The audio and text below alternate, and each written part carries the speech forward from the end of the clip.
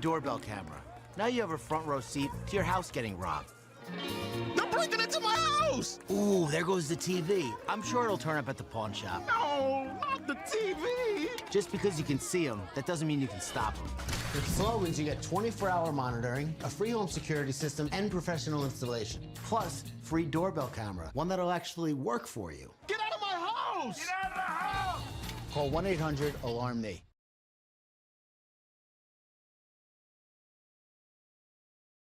South Florida's premier law enforcement agency is now hiring individuals like you. The Fort Lauderdale Police Department is now accepting applications for non-certified and certified police officer positions. Minimum requirements and qualifications can be found at flpdjobs.com. That's flpdjobs.com. Are you ready? The city of Fort Lauderdale is an equal opportunity employer.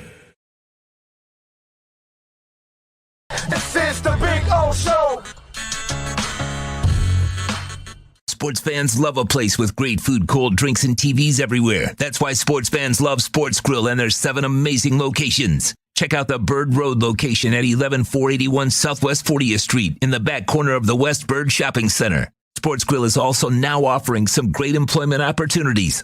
All kinds of positions are now available from kitchen to hosting. Call for more information at 305-485-8845. From wraps to salads to amazingly delicious specialty dishes, Sports Grill is the home to the legendary special grilled wings. Since 1987, Sports Grill, good food, good drink, and good friends. It's the Big O Show. Judge, you tuned in to the hottest sports radio.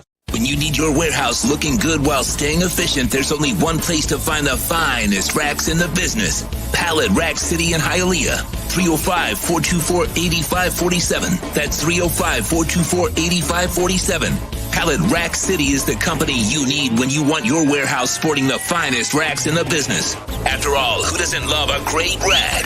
Pallet Rack City. 305-424-8547. That's 305-424-8547. Orlando, a.k.a. the Big O. He covers all the South Florida teams. For over 16 years, EJDconstruction.com has provided South Florida residents quality craftsmanship, accurate project management, and exceptional service. That's why EJDconstruction.com is an A-rated member of Angie's List and the Better Business Bureau. When you're looking for the right custom home builder for additions or home remodeling, please call my friend Eric at 305-433-4843. That's 305-433-4843 for EJDconstruction.com. Offense to the heat, well, you know what I mean. Monday to Friday, Pablo in the... There's no need to drive around South Florida wasting valuable time looking for a new or certified pre-owned Acura. Go to the #1 volume sales dealership in the Southeast United States. Craig Zinn's Acura of Pembroke Pines. Purchase with pace and space in a dealership tailored to your needs. From home buying to providing that personal touch. Contact the 2020 Satisfaction Award winner Craig Zinn's Acura of Pembroke Pines. 888-776-5123. That's 888-776-5123. Or visit them at 15601 Pines Boulevard in Pembroke Pines.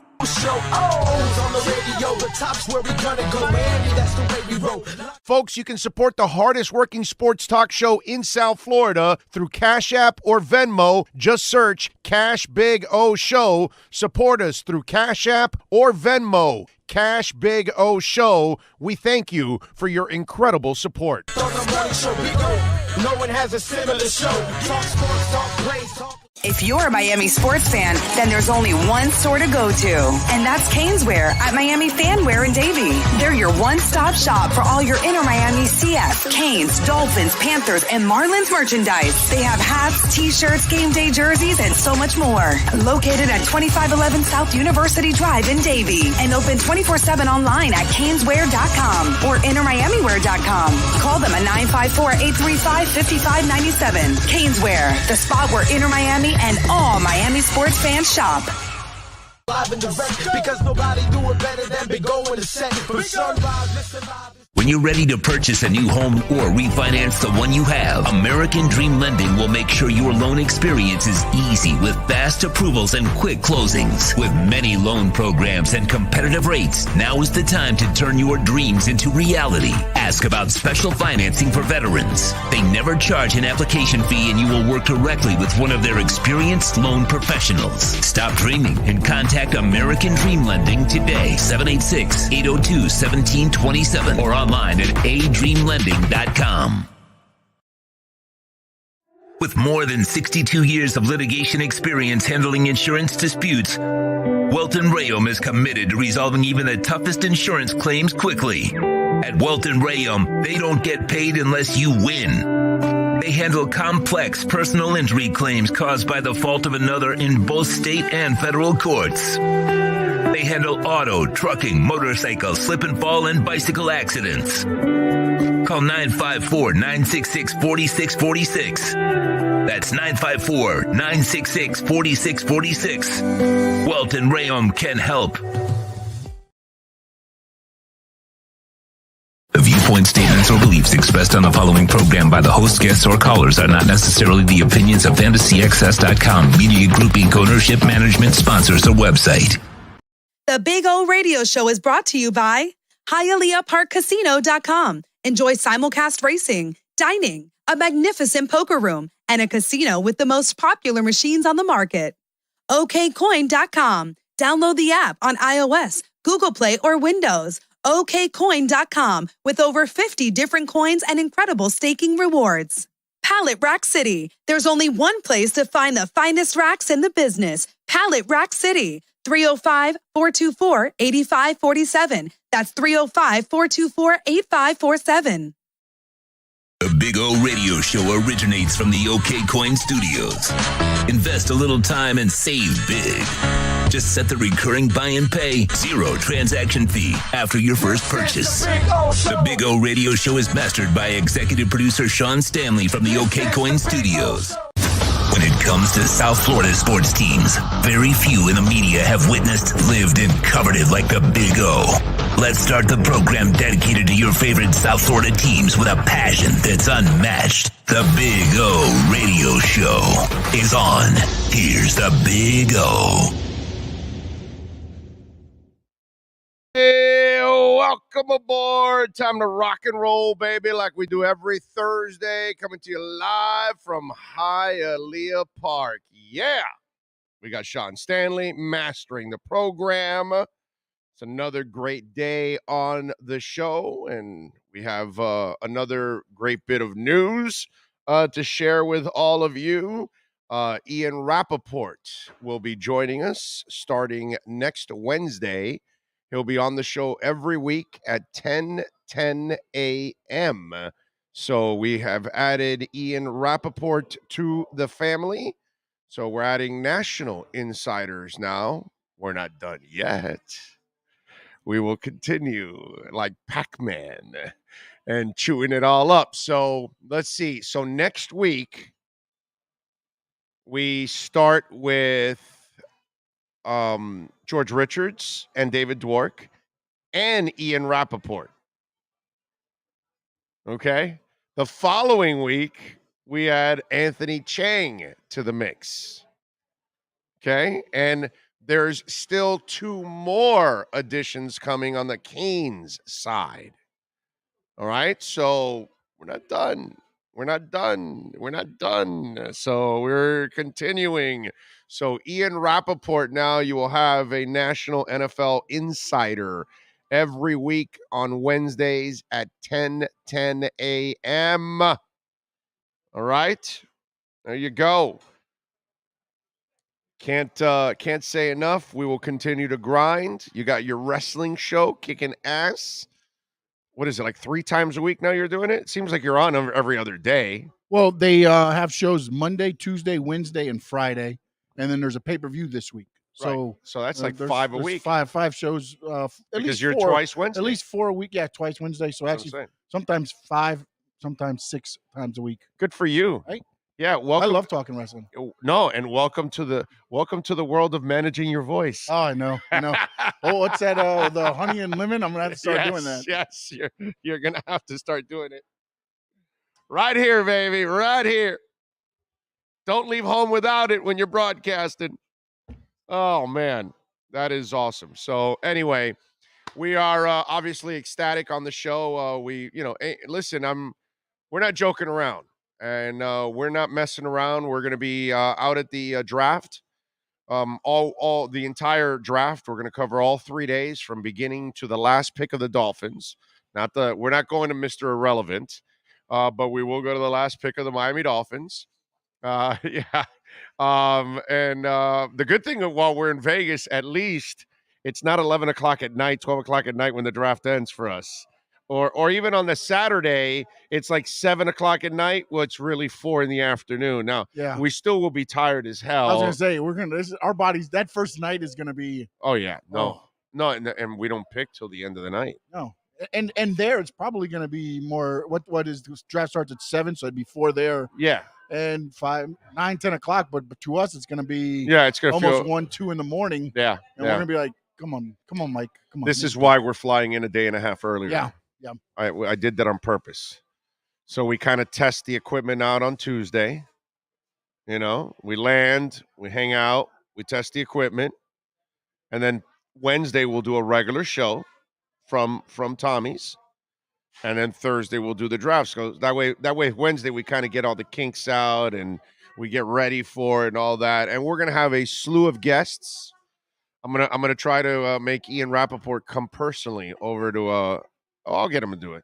If he's in Vegas, I'll get him during those 3 days to come. I mean, I've known Ian for 15 years. Yes, I'm driving. He's a good man. I've known him for a while. I've known him since he was a Dallas Cowboys insider for the newspaper, for the Dallas Morning News. You're gonna send me in with the tuxedo to pick up Mr. Rappaport? Yes, I'll have definitely. the sign on the little definitely the iPad that says Mr. Rappaport. I love it. So we have all the insiders with us. So we're going to have, I don't think anybody's going to give you better draft coverage than we will. I mean, nobody's going to be doing the draft locally like we are. So, and we're going to be out at the NBA Summer League also in Vegas that week. How about that? So we're going to give you that coverage too on top of, I told you that we're going to be hitting the road a lot.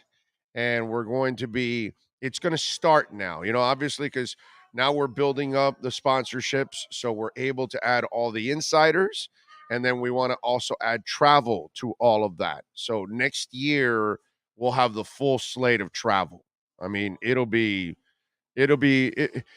funny because I want you to know that at first the wives tell you, oh, no, yeah, take them. And then after, they're going to be complaining, you're on the road too much. That's how it goes. That's how it goes. First the wives, girlfriends, husbands, boyfriends, however it is, whatever type of life you live, right? Yeah, first you make a couple trips there. It's all right. Yeah, whatever, honey. But when you start doing a whole bunch of trips, they're like, hey man, what's going on here? It's work, baby. It's work. It's work. Daniel Grufton with a little love on the super chat. He says, what is the tea to honey ratio you do? I have no idea. I don't do it. My wife does it every morning. So I have no idea how she mixes it. I'll ask her if you want. Yeah, can you please? Because I'd like to know. Oh, yeah, you're going to need it, right? Yeah, you're going to need it. I can't sit here and mess around. No, you're right. You're right. So, yeah, it's definitely a Is it must. tea and honey, or is it just water and honey? Honey and lemon. With water, right? No, it's honey and lemon. Oh, I would imagine she puts a little water. No, because they put tea there, but I'm just wondering. No, it's not tea. It's got to be water, right? No, it's got to be water. She's got to put water. Okay. Yeah, it's got to be water. It's got to be the shoes. It's got to be the shoes. Old commercial. Anyway, there you go. See, can you see? You can't even see. Can you see the smoke? No, you can't, right? Because the smoke is billowing from it. Always got to be careful with the first sip, because, dude, it is brutal. Is there a reason you mean, use the little cap just because, I mean, I know it's there, but wouldn't it be better just to pour a bigger glass or no? Oh, yeah. No, actually, no. And you would think so, but then you need to drink it right away because it'll get cold on your ass, and you don't really want it cold. You want to kind of drink it warm. You don't want it hot like it is now. Yeah. But you want it cold. And I've left it sitting there for a minute or two, and that thing gets cold real quickly, and then it doesn't taste nearly as good. Okay. And it's not as soothing. You know what I mean? So you want it warm. So you're actually better off with the cup that it comes. At least this thermos, it comes with the little cup that it's the cap. And so that's kind of the way I handle it. And it works, man. It works thanks to all of you, by the way, because you gave me this remedy. You guys told me when I was struggling with my voice. And remember, I had for those of you that are kind of new, I had a polyp in my throat, right in the center of my vocal cords. And that really put a kibosh on the entire podcast, actually. I killed it for 6 months because I could only do one thing. It was either or, and I had to do onsite, obviously. And so I stayed doing onsite, and I kind of eliminated the podcast. And that's why from January to June 13th, there was no podcasts at all. And the business was done. And so then we revitalized it on June 14th, and I had already had surgery. And so everything's been beautiful ever since. And for those that don't know, I believe it was 2 weeks. Oh, you couldn't talk at least No, for a week. A week you couldn't talk at all. And then 2 weeks Can't say a word. Yeah, you could talk but not do shows for that. When it was like an hour and an hour and a half. Yeah, then 2 hours. And all that stuff, yeah. And not these kind of hours. No. Those actually had commercial breaks. Those had the commercial breaks. Yeah, we had not these kind of hours because we don't do a lot. We only do 3, 4, 5 minutes of commercials in an hour. But it was funny because it was killing them. Yeah, it was literally killing them. Yeah, for a week he couldn't talk. It was yeah. Probably the funniest thing I've seen dealing with in a while because you could tell how uncomfortable he was not being able to talk. Yeah, dude, it sucks. It sucks not to be in. I mean, you don't realize it. And obviously I'm good at talking because I can talk a lot of crap for a long time. I'm an expert at talking a lot of crap for a long time. I've been talking a lot of crap for a long time for 32 years now. So, hey. But again, Hialeah Park, second floor poker room. We're out here having some fun. Come on by and say hi. Always love when you guys come by and visit, man. It's always great, but a great morning, a great day. We move on. So now Wednesdays, 10:10 a.m., Ian Rappaport, NFL Insider, now locked in exclusively here in South Florida.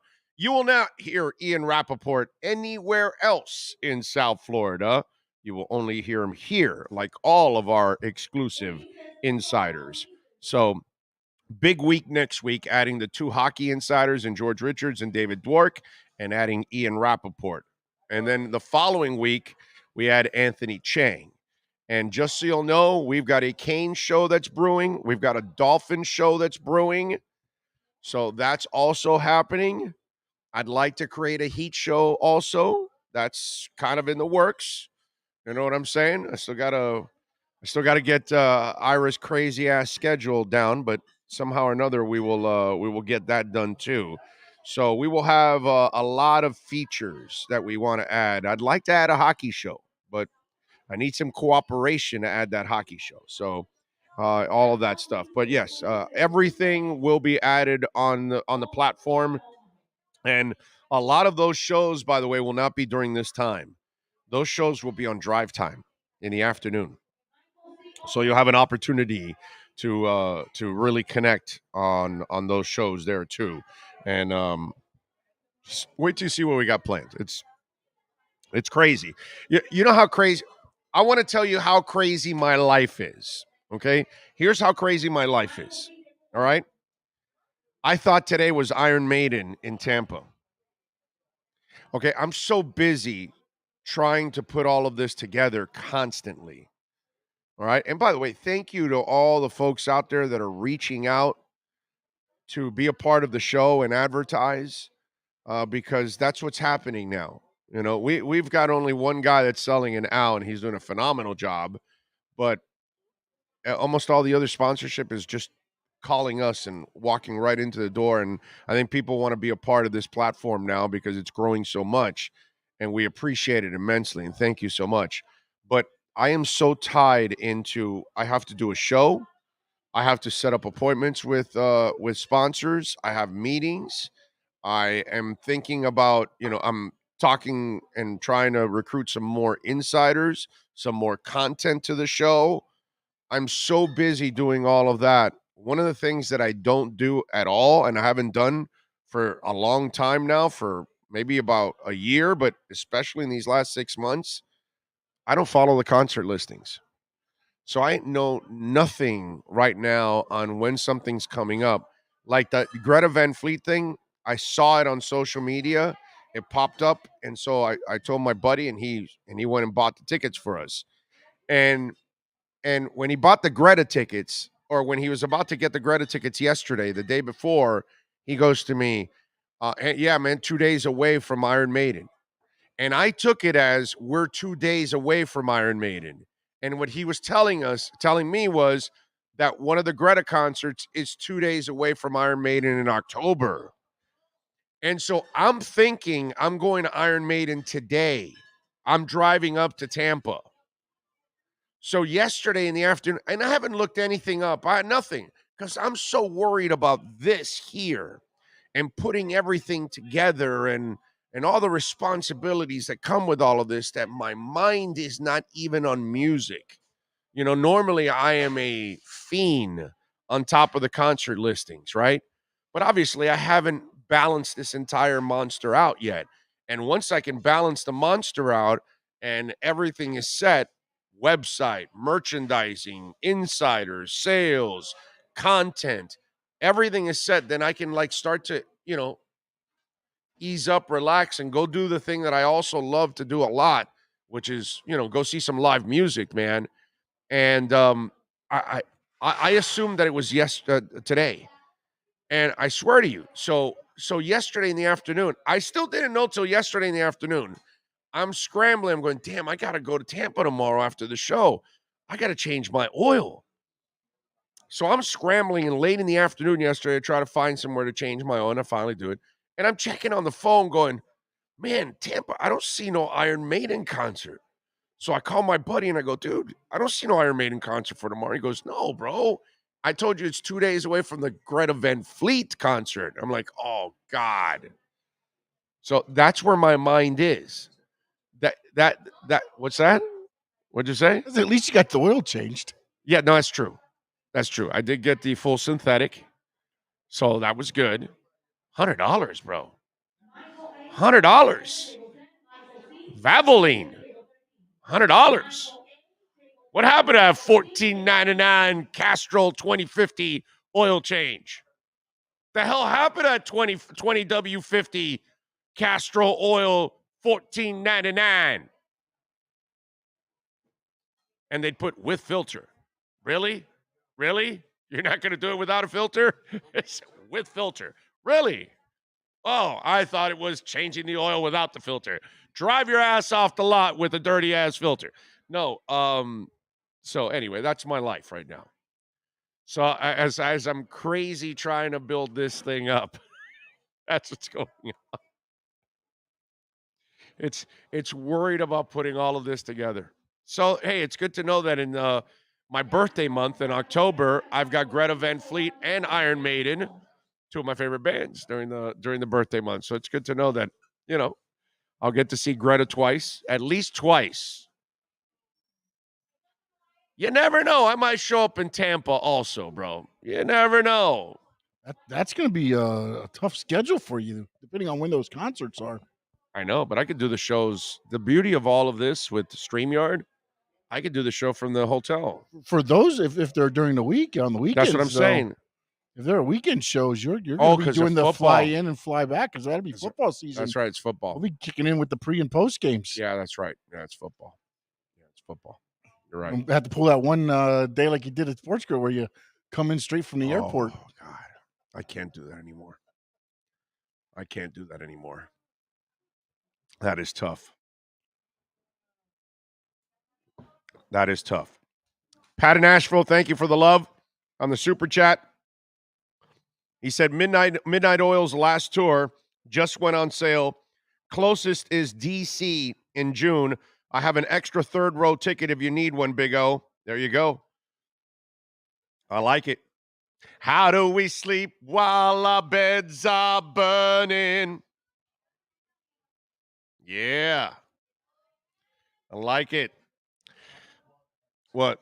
The time has come. I don't want you to blow out the pipes now, okay? All right? Keep them lubricated. Let's talk. I got to shave my head in order to sing that song, grow 4 more inches, because I'm 6'1". That dude's like 6'5" or something, bro.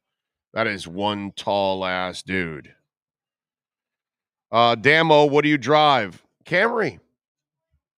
I don't drive anything expensive, bro. You go try to put that whole synthetic thing. They charge your ass a lot, man. It's changed. Oil changes, or the prices have changed. And plus, we're in Biden's world, bro. Everything's jacked up, dude. Big O, can you run to the hills for your birthday? I will. I'll run for my life. Yeah, definitely, bro. I will. Big O, the messed up part is that Brandon won't open our oil supply, yet he's still buying from Russia. Yeah, I know that's, and I don't know how that hasn't stopped like right away. I know that we pulled out from some of our reserves because we are pulling out. So I think it's 30 million barrels from our reserves, and we have a crap. See, here's the part I don't understand about our country. Okay, so the president, I don't want to get too political here, but the present regime wants you to go electric. So what are you saving oil for? What are we saving oil for? For 15 years from now when we're all electric? Is that what we're saving oil for? I don't know. Just saying. The hell? I mean, 15 years from now, we're all going to be electric. Let's not kid ourselves. Be very little gas cars by then, if any. You know, I mean, it'll end up becoming a crime if you own a gas car down the line. Nothing anybody we ever vote in makes any sense. I don't care. I know some of you have one agenda that you want to pick on Trump because you're a Democrat, and you want to pick on Biden because you're a Republican, and they're both clown shows. So it doesn't really matter to me which one you guys want to defend. They're both clown shows, but this is definitely, I mean, you know, but I mean, that's kind of what we expected, right? When you vote the Democrats in, they're going to tax the hell out of you because that's what they do. It's how it is. Full synthetic isn't cheap, but it's the best life of the engine. You're right. You're right about that. 6193. Let's see. My goodness, you guys are the most misinformed people ever. Brewski says, "This is the Big O Show. Ba ba ba. This is the Big O Show." There we go. That's it. I don't know. I'm still trying to get my man Steven. And Steven, if you're listening and watching, come on, bro. Let's go. We need you. We need you to come up with a new version of the Big O theme show. Because he did the rock and roll version of it, and it's really, really good. And I'm trying to convince him to, get it going again. And I'm hoping that he can, get it going again. Would be nice. Diego says, I agree with your take, Big O. Who would you like to see in office if you had a choice? Just curious. God, that's a great question. I'm not exactly sure of a politician that I know that I want in there. I mean, neither side knows how to pick a candidate. Both sides are just ridiculous, and they give us the worst of the worst of the worst, by the way. When you give us when you got to settle, when you know that Bill's a predator and you still actually put up Hillary, I mean, like, how does that make any sense? You know what I mean? It's just the craziest thing. I don't know if Tulsi Gabbard, John JDM. I almost feel like you're picking her more because she's hot than than a good candidate. I don't know if she's a good candidate or not. You know what I mean? I like the streak in the hair. It's a good look for her. I'll tell you that. $100 for an oil change is still cheaper than $8K for a new engine. Nyborg, how the hell can you argue with that one, right? Mic drop by Nyborg. It's over. Would you like to pay $100 right now for your oil change, or $4,000 for a new engine, or $8,000 or whatever the hell it is? Mic drop. Yep, you are correct, Nyborg. You are correct, sir. Oh, man. Let's see. What else do we have here? All right, so a little Dolphins talk. Oh, by the way, before I get into any Dolphins talk, let me talk a little bit about the Heat last night, because I get a little tired of the overreaction from fans at times, especially, being old, you get perspective. And we used to complain about Shula just making the playoffs. Shula just won 10 games, only made the playoffs, got eliminated. Nowadays, we'd give anything for 10 games, and we'd give anything just to make the playoffs on a consistent basis. Just like Shula did on a bad year, he'd make the playoffs. Okay? So we get to this point where we get so spoiled, and Heat fans are spoiled. Heat fans are brats. Okay? Some of you. And, last night, I had some guy just like lay into Jimmy. Oh, like, dude, relax. I know Jimmy sucks from 3-point range. Jimmy's not a really good shooter. I get it. He shot 2 of 14. Was it 2 of 14 last night? Let me see. 2 of 14 last night. I get all of that. All right? But Butler has been phenomenal. He's been better than I ever expected. I thought we were going to get a selfish guy that was dying to have his own team and be the man and all that stuff. And that's why he chose Miami. And I was dead ass wrong. That guy came here to be the ultimate leader. Okay? I know he has limitations on the offensive end. He scores out of sheer will. He's never going to be a dynamic scorer because that's not what's in him. What's in him is badass. What's in him is defense. What's in him is emotional leader. What's in him is motivational leader. What's in him is accountability. All of the good traits that you want. Sadly, he's not an explosive scorer. Never will be. It's just not in his game. So unfortunately, at 2 of 14, did you really lose because of 2 of 14? Or did you lose last night because you turned over the ball a bunch, you couldn't inbound it? The one to Jimmy where he falls down. I mean, it was just a terrible play all around. You needed Lowry so badly in that moment. But here's where I want to talk to the brats out there. The brats that have been spoiled and they get a car at 16. Can you drive at 16 or you have to be 18 nowadays? I don't know. You started driving 16? Okay. So you got your car at 16. You got your cell phone at 12. You got everything. You're spoiled. That's the Heat fan that's grown up the last 25 years under the Riley rule. You're super spoiled. And to complain about the Heat losing last night, it sucked, dude. They had that game. They had a 14-point lead going into the fourth quarter. No reason to lose. But those nights are going to happen in an 82-game schedule. And they're 20 games over 500. They've overcome all kinds of adversity. They're playing the defending champions who desperately needed this win for the tie-breaking purposes. Relax, folks. Okay? It sucked to lose last night. It sucked to lose in that fashion. But it's just a loss. Okay? It's just a loss. It's not a long streak. It's not a long struggle. There are no concerns. There is no drama. There are no problems. There's nothing going on. It's just a loss. That's all it is. So let's chill out. Let's relax. The Heat is just fine. Just like the Panthers. They're playing tonight against the Senators. You think I'm concerned about the 3-game losing streak? Hell to the no. That's a hell of a team. They know it. They just got to get a little, little wake-up call, and that's what it was. And you're going to have your peaks and valleys. And the Panthers haven't had much of a valley this season. I would say it's about time they had a valley. Now, let's get back to the peaking. And as for the Heat, again, what are they, 19 games under 500 now and not 20? Relax. It's just a loss. It was ugly. It sucked. Flush it down the toilet and forget about it. It's been a phenomenal season for the Miami Heat.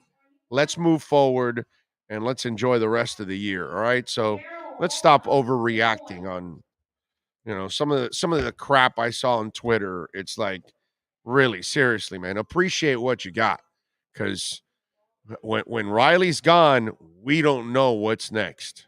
We have zero idea what's next. And when Shula left, we found out what's next, and it wasn't good, and it hasn't been good. Okay? We haven't recovered from Shula yet. We haven't recovered from Shula, Marino, and Joe Robbie. All right? This owner has to prove he can win like Robbie. This coach has to prove that they can win. Let's not ask like Shula, but they can win and get in the playoffs to start doing it.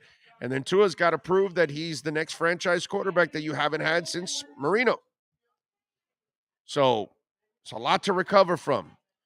But when you lose a guy like that, you really learn. So appreciate the Miami Heat. Appreciate the Riley tenure. Appreciate the hell out of this season. And stop overreacting out of one stinking loss last night. Let it go. Tonight, Brooklyn. Hopefully they can fix their ills and pound on Brooklyn with Durant, by the way, which is good. They get Durant back this tonight. Yes. What do you got for me? No, I have a question for you about the Heat, because when I was listening back to the Sloman's Home Security Inside the Paint, it's a hell of a show, by the way. It is. But Ira brought up something very interesting. He does that once in a while. He does, but if you're the 1 or 2 seed, you really don't know who you're playing. Right. If you're the 3 seed, you know who you can start, setting up for. Right. So even though the Heat now where they're at, it almost benefits them in a little bit to drop to the 3rd, so you know who you're game planning for besides the playing. I guess the 1 seed would know first, because the 7 plays the 8, and automatically they become the home court. Sorry. And home court too, doggy. No, I'm sorry. And you always want home court. You do, but how much? You want home court. I don't know. Brooklyn's not a tough place to play. Maybe Milwaukee. No. You're not thinking business. Oh no, money wise, yeah. I know that. I know what I'm that talking end of it, about. but there's just nowhere that I would think that they would be like, I believe he'll make a couple million in every game. Yeah, probably. But when he said that, it got me thinking. Like, I wonder how much of that plays in. Again, not saying that they're playing to lose before everybody jump, but how, is it like like they say, they're scheduled losses. How much of these are they've got a few back-to-backs? I know they're going to win. There are 11 home games that they have coming up, or 10 out of 11 games at home. They're going to want to win those home games. But how much does that play into effect, do you think, for the Heat? That of the home games? Of trying to get to possibly maybe the 3 seed, so you're playing at 6. Oh, nah, I don't. I mean, it just makes the road easier for them in a way. Although Brooklyn is your 8, then it's not really that easy. You know what I'm saying? That obviously becomes a tough 8. Even though I don't fear Brooklyn like others do, because I don't think they play the kind of defense that you need. Whereas I think Miami is going to play some defense. Durant's the guy that I know you can't. It's hard to stop, but I think you're still going to be able to make it harder for Kyrie and Durant than any other team that will defend them. Miami will make it harder. With Bam, with PJ Tucker, with Jimmy Butler, you have 3 nasty guys, and then you start adding some of the other guys that have a little bit of a little nasty streak. Oladipo comes back healthy. Yeah. It just changes the dynamics. That's why I don't fear them like others do. I just don't. But you are right. I mean, if you're a lower seed, you're going to have an easier road in. You know what I mean? Because I don't think Brooklyn's going to climb up that quickly to get to that point to be the 4 or 5 seed. Yeah, You know what I mean? I wonder how many home games they have left because they are lifting those the COVID restrictions in New. So Yeah, but Kyrie's going to finally be able to play at home. No, but you still have to be vaccinated, and he's not vaccinated. While they're I'm sorry. while they're I lifting the misunderstood. mask and the restrictions, city employees and anybody that's in a government building must be vaccinated, so he cannot play still. Did you know that? No, I didn't. Honestly, I thought he was going to be able to play. But now, how much of it? And again, because I did see this. If you're telling employees of the city you can't work for us if you're not vaccinated, you can't allow Kyrie Irving to play. No, I agree with that. I'm just telling you. But That's the way they're thinking. how does it work with visiting teams coming in? Are you vaccinated? So they don't get they can't play in the games in New York if they're not vaccinated. No. Even if it's visiting from a team that doesn't require that. No, you're not allowed. No, I was just wondering because I'm wondering, how are you asking? What happened to you every time you walked into a restaurant in New York City, doggy? No, I get that eating. You're indoors, and that's not even a public building. Yeah, but you're playing. If you're just staying on the court and in the locker rooms, and you're coming out, You're in a city-owned building. You have to be vaccinated. He's not vaccinated. Okay. So he still can't play. The only place he's going to be able to play is with DeSantis here in Miami. Yay. That's crazy. Okay. All right. You see DeSantis yesterday? Hey, by the way, John R. Hey, kids, what are you, idiots? Take those masks off. Somebody was commenting on that in the. I That am was hilarious. vaccinated, John I was R. laughing my ass off. I was like, dude, like, why didn't you send your PR person ahead of time to, like, hey, kids, can you take off the masks? It'll piss off the governor or something, because he comes out like this ogre. Like, you look like idiots with that mask. They do nothing. It was awesome. John R. I am vaccinated. Oh, that was funny as hell yesterday, man. I was laughing my ass off. It was cruel, but it was funny as hell. Funny as hell. God, that was funny. Big O, are you wearing gamer headphones? No, sir. I am wearing Iron Maiden headphones. You see that right there? I don't know if you can see it. Can they read it from there? They read Iron Maiden? Blurry? I don't know. How about now? I can't tell. Now they can see it nice and clear. There you go. Iron Maiden. Here's a little Eddie for you. Okay. These are designed by Steve Harris. And for Onkyo, I think is how it's pronounced, right? Onkyo. And so they're kind of made for heavy metal. I use them for work. And there you go. As if you follow me enough, U2, Iron Maiden, The Fix, and The Cure are my all-time favorite bands. And I will do anything and go anywhere for those bands. Obviously, I have a couple of modern-day favorite bands like Greta Van Fleet and stuff like that. But those are my my ironclad 4 that I do anything for. Those bands. So there you go. They're my Iron Maiden. I'm not really a gamer. I mean, I am and I'm not. I'm not your kind of gamer. I'm the kind of gamer that still goes to play Space Invaders. That kind of stuff. That's the kind of gamer I am, okay? Like, when we go to Vegas, I'm going to take this man to the Pinball Hall of Fame. By the way, those of you that are going out to the draft and you're going to join us, I hope at Tommy Rockers in Las Vegas, if you're going to join us out there, just in case, if you do like arcade games and you want to play the hockey game USA against Russia, by the way, who wants to be Russia right now when you play that hockey game? Whatever it is, Space Invaders, Defenders, Moon Patrol, Q-Bert, all those classic games, classic pinball machines, the Playboy pinball machine, the Kiss pinball machine, you name it, all Star Wars, all that kind of stuff. The Pinball Hall of Fame, it's called. They're in Las Vegas. Super cool place. I always go one of the days that I go to Vegas, because every time I go to Vegas, I go for several days. But I will always go and spend 3-4 hours there, just playing video games.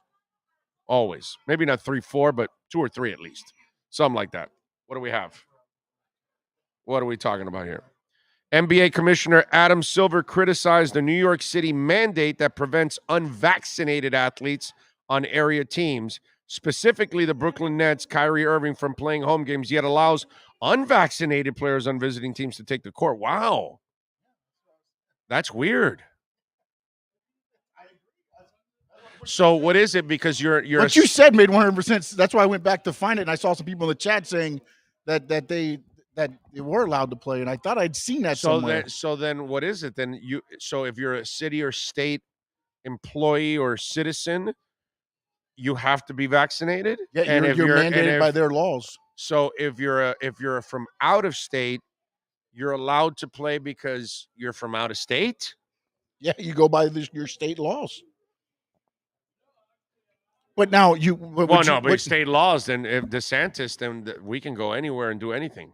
Well, no, anywhere. But no. Like Putin says you're not allowed. No, dude, DeSantis says I'm allowed here. I can go anywhere I want in the world. Screw you, Putin. But this is my bedroom. I don't care. DeSantis says I'm allowed everywhere, Putin. Your bedroom too? Get out of here. Anyway, go ahead. I'm sorry.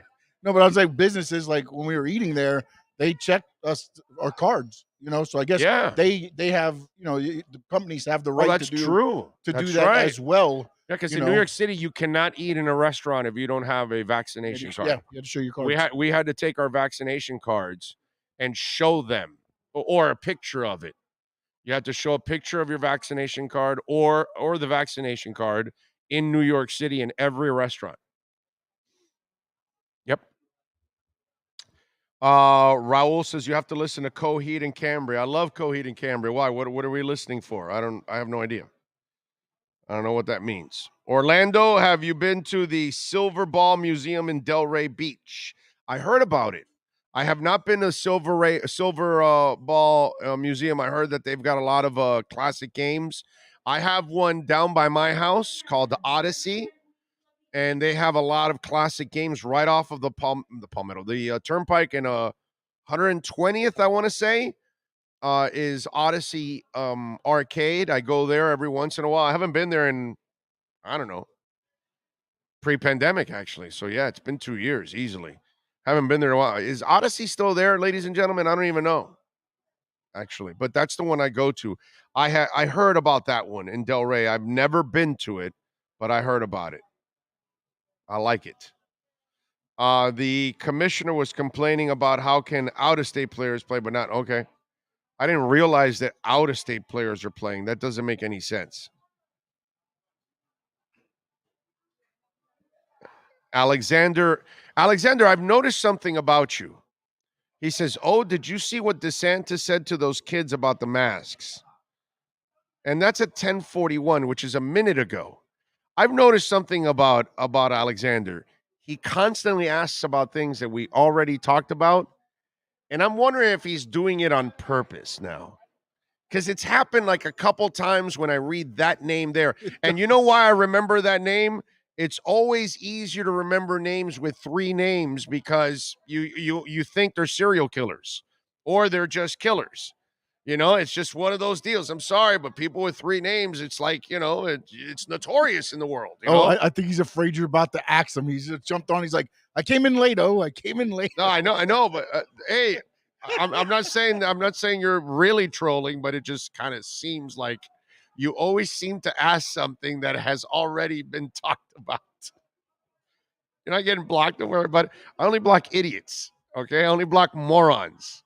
People that are just spewing nonsense or abusive. Those are the only people that ever get blocked. Not because you have a difference of opinion or a wacky opinion or whatever it is. Okay, or trolling too. You also get, if you're a troll, you definitely get blocked. Oh, you need to get together at the Silver Ball Museum. Make it happen, Sean. I would love that. You know, maybe I should go talk to the Silver Ball Museum so we can broadcast from there once a month. See, that's what I'm talking about. We do that, and then we can have some kind of a competition or something. You know, somebody beats me in Centipede or Space Invaders. I'll take you out in Centipede. Really? I'm not that good in Centipede. Centipede, I'll take you out. I'll take you out in Moon Patrol. Dig Dug, too. Oh, I'm good at Dig Dug. Oh, no, you're done. I'll drop a rock on you. No, I'll drop 3 rocks on you. No. For Dig Dug, I'm good. I'll warn you ahead of time. I have a tabletop Dig Dug at home. I just want to warn you ahead of time. I bought the old for the kiosk that has all the old games. I play them too. All right. But I'm just telling you, I'm not just a regular Dig Dug player. I have my own Dig Dug machine at home. So you're an elite Dig Dug player? I'm an elite Dig Dug player, yes. Wow. I am very good at Dig Dug, Galaga, Moon Patrol, Space Invaders was pretty good. Oh, I'm really good at Donkey Kong. Yep. Donkey Kong, not Donkey Kong Jr. What else am I pretty good at? Trying to remember. It's a couple of Frogger. Yeah. I'm not bad at Frogger, actually. So, when are you getting your polyp surgery? LOL. Yeah, I'm getting it put back in next month. That's what I'm going to do. Yes, I'm with you. DeSantis should have thought of his actions before telling those kids about the math. He doesn't care, dude. He doesn't care at all. He doesn't care, bro. He caters to his people, right? He caters to his constituents. Yeah, he doesn't care at all. He's fine. I watched Dougie's channel earlier. He had the same hat on O is wearing. I looked on NFL Shop, didn't see it there. Anyone know where to get one? Try Caneswear. Go to caneswear.com. They have these hats. And you might be able to still buy this hat at Caneswear. Okay? So caneswear.com might be the place to go for you if they still have it. It's a hard hat to find because the whale one is also available, and obviously, I wouldn't buy that hat. I wouldn't be caught dead in that hat. You know, there's just no way I would ever do that. So Caneswear might end up having it for you, my friend. Okay, so you could check it out there. Let's see. I'm actually on the Caneswear website. Looking it up for you. See if I saw the whale one there, but not the older one. No, unfortunately. Doesn't look like it.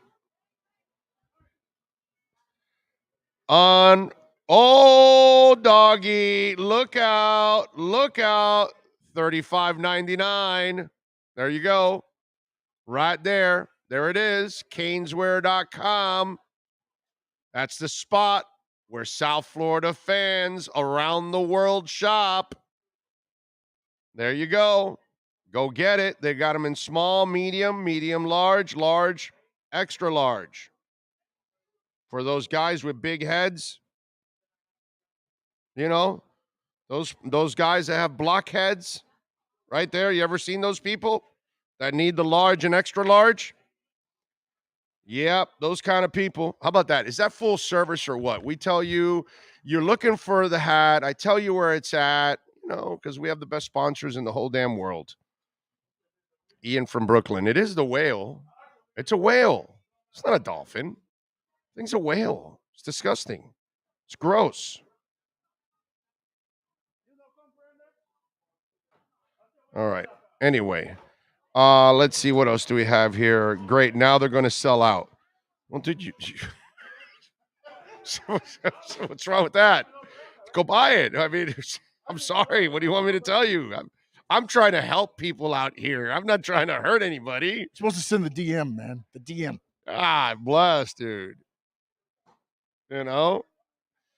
I remember in television, it was the poor kids' version of Atari. Oh God, that's so wrong on every level saying that, man.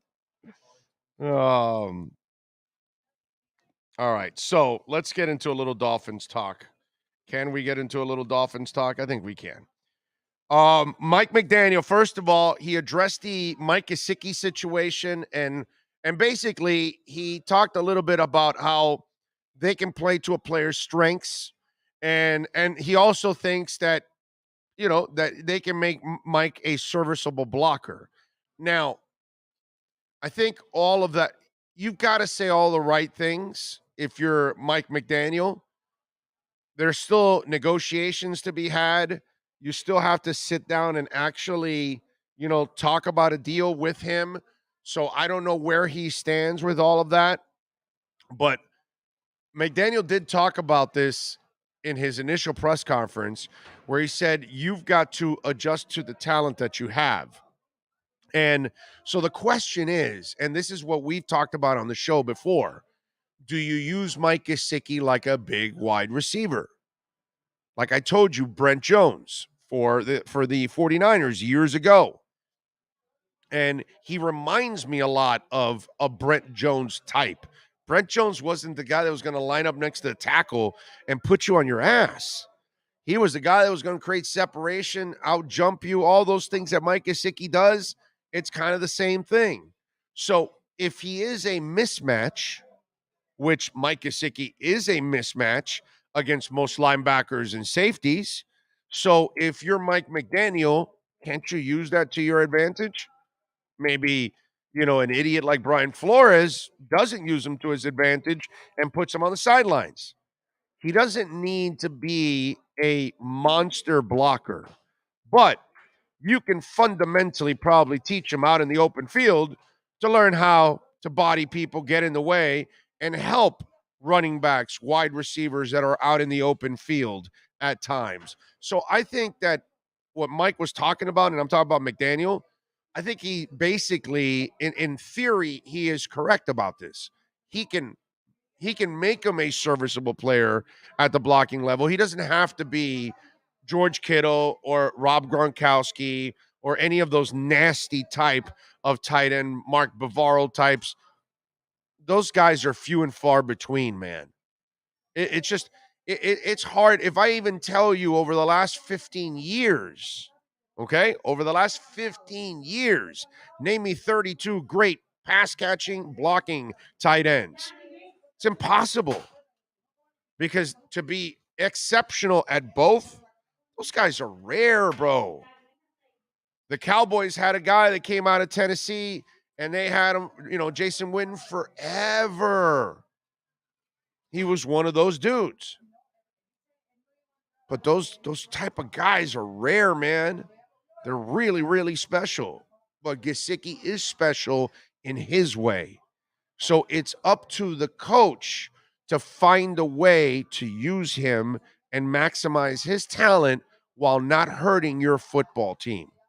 So that will be the question. And if you see him come back and they sign him to a contract or tag him or whatever, you're gonna understand. Well, if they tag him, then it's an experimental comeback.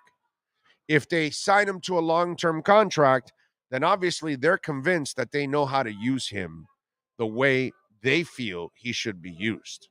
So time is going to answer all of this on what he said and what they actually do with Mike Gesicki. Brooklyn Rob, thank you for the love on the super chat. He says, you and Sean, best in the business, love the show, and we'll continue to support you guys. Thank you, Brooklyn Rob. I appreciate you. Thank you, sir. Very kind. By the way, the Welton Rayon text line, 855-912-1056. That's 855-912-1056. If you want to get in on the program on the Welt and Rayon text line, reach out to us here. Sean Stanley by my side. Having some fun out here at Hialeah Park. And we are in the second floor poker room, which is a beautiful thing. 855-912-1056. That's 912-1056 for the Welt and Rayom text line. In the world of sports business, I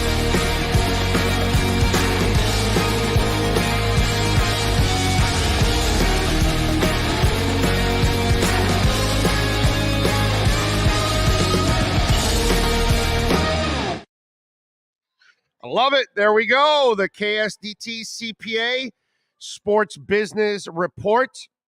And listen, it is tax season. So if you're looking to do your taxes, KSDT CPA is the way. And for those of you like me that have gotten into crypto, you need to do your taxes the right way. They have a crypto department. They have, I believe it's 3 or 4 gentlemen in that crypto department working it. So KSDT definitely is the way to go. Check it out, KSDT CPAs, 305-670-3370. And in sports business, this is really interesting. Yahoo Sports. Now, Yahoo Sports was something that a lot of us started following and getting into with all the writers that were there. Woj actually came out of there. You know, Shams Charania was also there. A slew of football writers were coming out of Yahoo and all of that. And Yahoo became a powerhouse in sports. And then it started to kind of fall by the wayside as others, whether it's Bleacher Report, obviously ESPN, CBS Sports, all the other ones that were out there competing, and other ones that were coming up and rising, you know, Pro Football Network and everything else. But Yahoo was one that was like front and center with a lot of good writers, a lot of good reporters, but they've kind of lost a little bit of their sauce.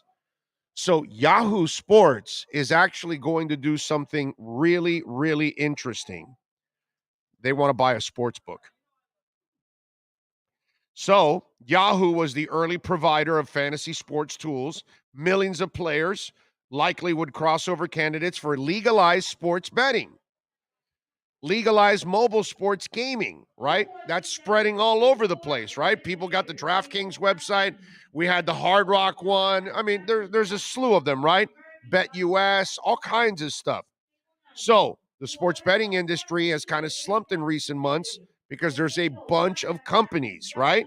Well, now Australian-based Points Bet has partnered with former New Orleans Saints quarterback Drew Brees on a number of television advertisements that have aired on networks, including broadcast networks NBC, NBC Universal. They struck a multi-year partnership, Points Bet in 2020. Yahoo now has an existing betting partnership with BetMGM. Now, it's unclear how long the existing partnership agreements would last. So, Yahoo now has aspirations to operate its own sports book. Disney's ESPN isn't interested in running a gaming operation, according to the people familiar with the matter. Disney has held licensing talks, whereby a sports book could be branded with the ESPN name, but it hasn't pursued buying a gambling company. Well, Apollo acquired Yahoo last year with the plans to expand and rationalize the business after Verizon acquired it in 2017 and merged it with AOL. Former Tinder CEO Jim Lazzoni was named Yahoo chief executive in September. Apollo is now searching for leaders for its Yahoo Sports, Yahoo Finance units, and who will report to Lazzoni, according to the people familiar with the matter. Also, a closed acquisition to operate the Venetian Resort in Las Vegas and the Venetian Expo in Las Vegas for $2.2 billion last month, which could theoretically cross-promote a Yahoo-branded sports betting product. This is genius on Yahoo's part because this is going to bring them back to the forefront on the sporting news side, and then they're using the gaming side. And to use a sports betting side of it is huge because you just saw in that article, ESPN, because they're family-oriented, Disney, all that stuff, they kind of want to stay away from certain things. But guess what? That's not where our society is headed. Our society is headed for, It's gaming that is, or sports betting that is legal. It's casinos that are legal all throughout the country. It's marijuana, legalizing marijuana. You know what I'm saying? So it's not like they're trying to get tighter or restrict things. No, they're opening themselves up a little bit more. They're loosening up a little bit more. ESPN is going to fall by the wayside in certain areas. This is an opportunity for Yahoo to really kind of catapult itself back. And remember, with that kind of infusion of money, that's going to allow them to possibly go scoop up some talent. You know, a lot of people were talking about Adam Schefter talking with gambling companies. How do you know that gambling company isn't tied to Yahoo? Maybe when Schefter leaves ESPN and he does sign with a gambling company, it might be the one that's tied to Yahoo. So this whole move by Yahoo is a really smart move on their part and forward thinking, because that's where we're going. It's going to be normal to bet from your phone everywhere in the country, except maybe Utah. And it's going to be normal for you to bet in the arena, stadium that you're at watching a game, except maybe Utah. But you know what I'm saying? So very interesting move by Yahoo to try to acquire a sports betting or sports book, that is. That is your KSDT Sports Business Report. This has been the KSDT Sports Business Report. KSDT CPA is one of South Florida's largest and one of the country's fastest growing accounting firms. KSDT is recognized by Forbes as one of the top tax and accounting firms for 2022. KSDT CPA is a full service firm that also excels in crypto. Visit online at ksdtcpa.com or call 305-670-3370. All right, there we go. And there you go, KSDT, man. We are in tax season. So call KSDT. Make sure you tell them that Big O sent you, and especially for those of you that have gotten into the world of crypto like me, you're going to need KSDT. And we'll definitely take care of you. All right, let's do this. Let's take care of some business. Let's get ready for hour number 2. We're coming to you live from Hialeah Park. I want to talk about Mike McDaniel's reaction on a couple of things. Chris Greer talking about Deshaun Watson, talking about Tua, talking about Sean Payton, all of these kind of things. I want to get into this and many other subjects with the Miami Dolphins, and I got a couple of other things going on in the world of sports. Alan Poupart will join us in hour number 2 at 11:30, so we'll have a little fun with him. We're coming to you live, baby, from Hialeah Park, and we're in the second floor poker room. Hour number 2 is next. Welton Rayom has more than 62 years of litigation experience handling insurance disputes. They're committed to resolving even the toughest insurance claims quickly. Call them for a free consultation. 954-966-4646. At Welton Rayom, they don't get paid unless you win. Property damage claims to your home, business, or condo as a result of a hurricane. Welton Rayom can help. Water, mold, fire, smoke damage, Welton Rayom can help. Call 954-966-4646.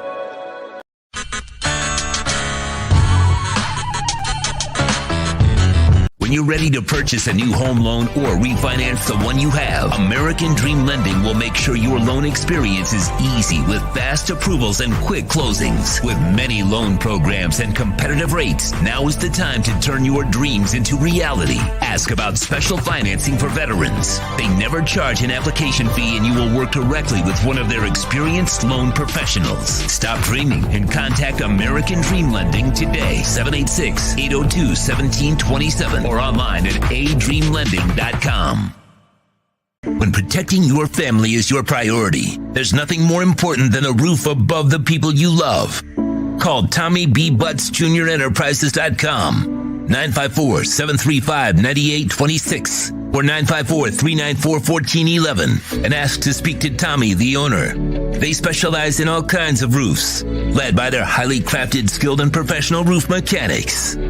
All of their previous customers have an opportunity to enter their bi-weekly drawings to receive free an exterior impact metal door. Please call for more details. That's TommyBButtsJuniorEnterprises.com. 954-735-9826 or 954-394-1411. Trust Tommy to fortify and protect what's most important to you, your family. The Big O Radio Show is looking for an experienced salesperson in the radio or TV business. The candidate must have at least 5 years of sales experience in the broadcast business over the last 10 years. Please email your phone number and resume to BigORadioShow@yahoo.com. That's BigORadioShow@yahoo.com. Looking for an aggressive person who can help our platform expand into many avenues in our business. Reach out if you are the person that's able to make a difference. Viewpoint statements or beliefs expressed on the following program by the host, guests, or callers are not necessarily the opinions of FantasyAccess.com, Media Group Inc. ownership, management, sponsors, or website. The Big O Radio Show is brought to you by Caneswear. Go to Caneswear.com, where all orders over $99 get free shipping. Sloman's Total Home Security. Protect your home with the best in the business. 1-800-ALARM-ME for the company serving America for nearly 100 years. 1-800-ALARM-ME. Tommy B. Butts JuniorEnterprises.com. Licensed roofing contractor. 100% financing is available. Go to TommyBButtsJuniorEnterprises.com. The Big O Radio Show originates from the OK Coin Studios.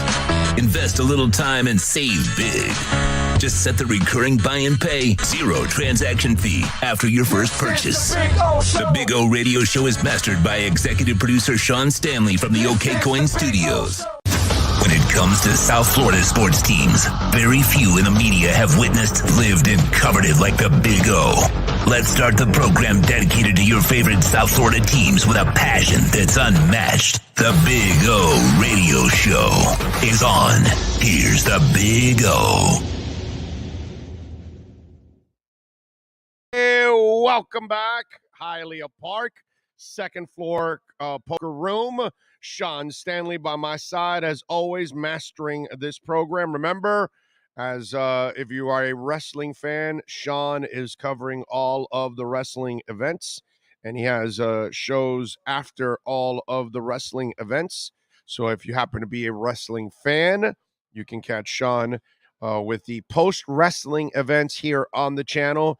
And on Wednesdays, also when we're off the air at 1, 1:15, 1:30, he will come on and do a half hour also of wrestling talk too. So for you wrestling fans, you've got that going on. Also, big news. We announced it yesterday on Twitter. Follow us on Twitter at Big O Show. That's usually where the news first breaks. And Ian Rappaport is joining the family. The NFL insider from NFL Network will be joining us once a week on Wednesdays at 10:10.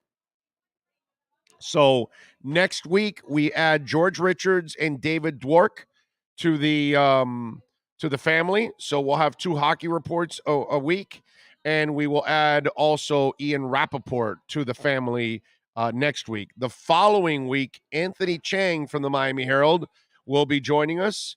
And we will also have basketball reports with our liquor split, Miami Heat reports. So looking forward to that. So, and we are working also on a Kane show. We will be adding 2 more insiders. So we'll have 3 for the Canes. We'll have 3 for now in the Heat. We're going to add somebody else in basketball. We're going to have 5 for the Dolphins, 1 for the NFL, 2 for hockey. So we got you covered, man. We got you covered wall to wall here on the show all day long. Eventually on the show within a couple weeks, you will have a Canes, Heat, and Dolphins report every single day, guaranteed on the program. And that, my friends, is pretty awesome. And I think that's what we're trying to accomplish on the show here, to give you guys that variety and cover everything that's important going on in South Florida sports. So we are continuing to grow.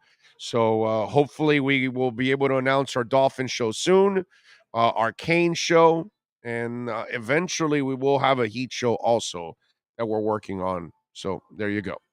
Jason Dow says, crazy how crypto has exploded in the news, and what's going on in Ukraine and Russia finally getting the attention it deserves.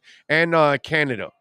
They have all fast-forwarded crypto and have forced people to get educated and understand why it's way more important and actually more valuable for you to have crypto than maybe the dollar. We'll throw a name to watch for a possible backup next year. Nick Mullins. His ties to McDaniel in San Francisco, can start in a pinch and plays fairly well if needed, knows the system that matters. That's a great call on your part, JP. I don't know if he's a free agent. If he is, then yeah, you're right. I haven't worried so much about free agents yet. You know what I'm saying? So, but you might be right, sir. That might not be a bad move. Ricardo Joseph, thank you for the love on the super chat. I appreciate that. Obviously, that helps us grow. Ricardo Joseph says, big moves by the Big O Show. Keep it up. Oh, we're not done yet. We are not done yet. We are still working on some stuff that we're going to add. Listen, it's basically what we're doing is what I would want. The kind of sports talk show that I would like to tune into every day and feel good that, okay, everything's covered. I can tune in and they're going to tell me about my Dolphins and the Heat and the Marlins and the Panthers and the Canes and whatever's going on in the world of sports. We're going to tell you what's going on. That's, Jeter steps down, we go and get Andre Fernandez on for you. That's what we're going to do. That's kind of the idea, and that's what I would like. I mean, that's what I grew up with. So that was what I was a part of in the early days of QAM when we had like a real sports station. Now it's a joke. There's no resources. Those guys have no help. Nothing. So we're not going to do that. So we're going to build something that you guys can tune in every day and you're going to get all you need and you don't have to worry about it. And the beauty, it's like crypto too. It's on demand. You can take it everywhere with you. And I love it, man. Big O, any chance of adding Dave Hyde, the Dolphins insider circle on here would be complete. We love Dave Hyde. We bring him on all the time. Big O, sorry I missed last week. TPP at 109,562 raised for DCC. Wow, that's awesome, Mark. Nice job, dude. That is fantastic. Can't wait to hang out with you in Vegas, my brother. Look forward to it. Big O, Big O, awesome hat. Thank you, sir. Thank you. When are you bringing Brian Windhorst? I like Brian Windhorst. I got nothing. I don't know why you put smiley faces. I guess you don't like Brian Windhorst, but I got nothing bad to say about Brian. Brian has been very good to me over the years. I could call Brian now. Maybe, obviously I won't get him like right away, but if I work a couple of texts back and forth, Brian will come on. He's always done it over the years. Whatever. I don't know what inside joke you have or why you don't like the guy or whatever it is, or, maybe you want to make fun of his looks or whatever. There's always something going on, but I got nothing bad to say. Brian Windhorst has been a class act with me the entire time. So I got nothing but love for Brian Windhorst, Frankie. Okay. The bug Mike, thank you for the love on the super chat. Congrats, Big O. Hope Mike McDaniel can turn it around for the Finns. I'm with you there, man.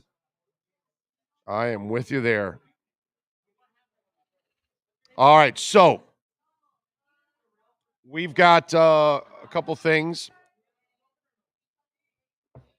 on the Dolphin front. First of all, Chris Greer was asked about Xavier Howard.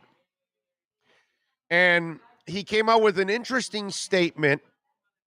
And remember, I've been of the they're going to trade him and get off the gravy train now. He says, we're going to have conversations and see if we can come up with some sort of resolution. My anticipation is that Xavier will be here next year. Now, here's the part that I haven't dug up enough yet to know. Is Xavier complaining about money? I don't hear his agent talking publicly about it. I don't hear Xavier talking publicly about it. So I'm wondering, does Xavier Howard want to stay here? And so is he willing to negotiate a deal? Or is this all posturing? Is it posturing by Chris Greer? Because you could say, we're going to have conversations and see if we can come to some sort of resolution. That doesn't mean you're going to. So you could still follow this up and say, well, we tried to come up with something. We wanted him here, but it didn't happen, and we had to move on. My anticipation is that Xavier will be here next year. Okay, that's your anticipation. Doesn't really mean that he's going to come back. Now, if he comes back, you all know I'm dead wrong on this, obviously, which I don't really care, but whatever. I just think that there's still more to this story. I'm not exactly sure that he's coming back after reading the story and reading the quotes and all that stuff. The right things were said there. What are you going to say? That you don't want him back? That your anticipation is not of having him back? No, your anticipation is that you're going to have him back. You got to say that. And you got to say, we hope that we're going to work it out. But there was no concrete statement there that says, oh, no, for sure he's coming back and they're going to give him a deal. This is kind of the polite way of saying, yeah, we're trying to work something out. We hope so. So I don't know how to read into this yet. Okay? I don't know. Some of you, I know you're torn because he's a really good player overall. I worry personally because he's had a lot of baggage. And, you know, it kind of gets to a point where it's a pain in the ass that every year there's something going on with the guy. And once again, this offseason, now you got to talk about another contract. You know what I'm saying? And that's where, and last year was a little bit of smoke and mirrors because he didn't really play well against the good teams and the good quarterbacks. And the second half of the season, when they played against nobodies, that's kind of where he racked up his stats, just like the defense did. Defense did not play well also in the first half against certain quarterbacks and certain receivers or running backs. And yet they got some business done in the second half because they played against a softer schedule. I've been one. You've had so many scopes on those knees. What is it, like 4 or 5 scopes already? And I know that he hasn't had any issues in the last 2 years, but you just wonder. So it will be interesting to see how this whole situation closes out with the Miami Dolphins and with Xavier Howard. We shall see, ladies and gentlemen. We shall see. Ken Sean says, Big O, out of Greer's mouth, basically, Flo wanted Tua and was trying to bring him along slowly, and Greer rats off ship and wanted Burrow and Watson. What a gleaming assurance behind his pick he wanted. Huh?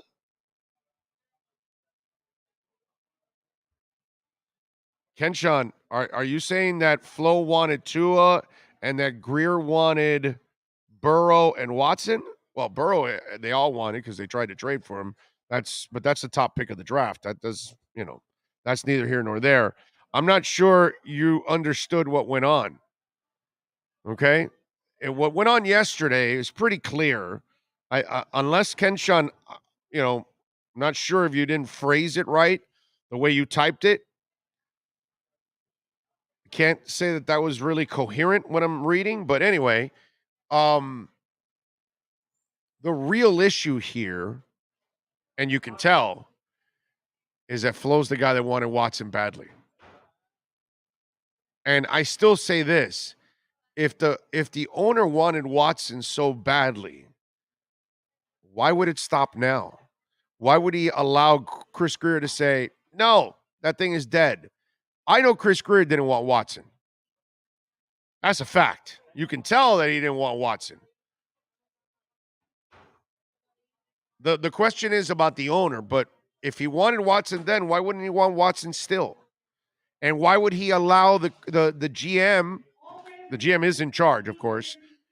He just asked for, the assurances from the owner when he makes a decision. But clearly the GM is in charge because the GM says it's dead. The Watson thing is dead, which convinces you that it was all driven by Flo. And Flo, I know for a fact, wanted nothing to do with Tua. Okay? That I know for a fact. I put my life on it. Okay?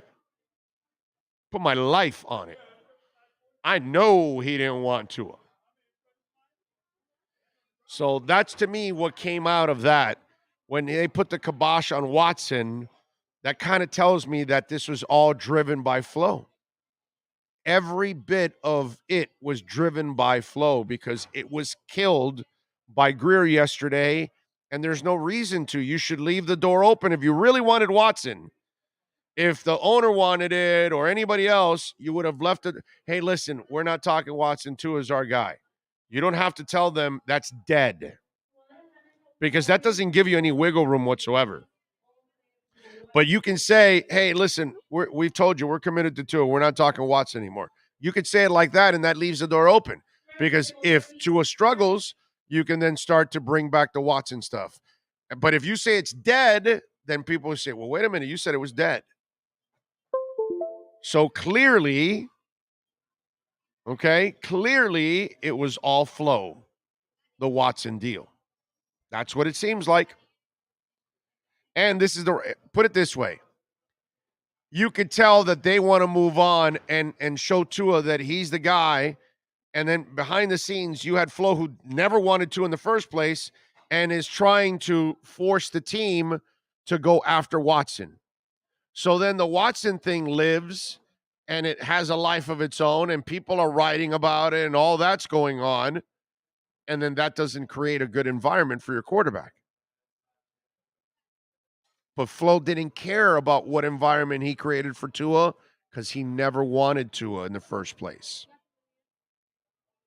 See, that's where Flo, for me, loses all credibility. Because he doesn't even have the balls to come out and say, I never wanted Tua in the first place. He lies about his relationship with Tua. He lies about how much he likes Tua and respects Tua and all that stuff. And it's like, dude, don't be a phony. Just say what you want. At least Bruce Arians says what's on his mind.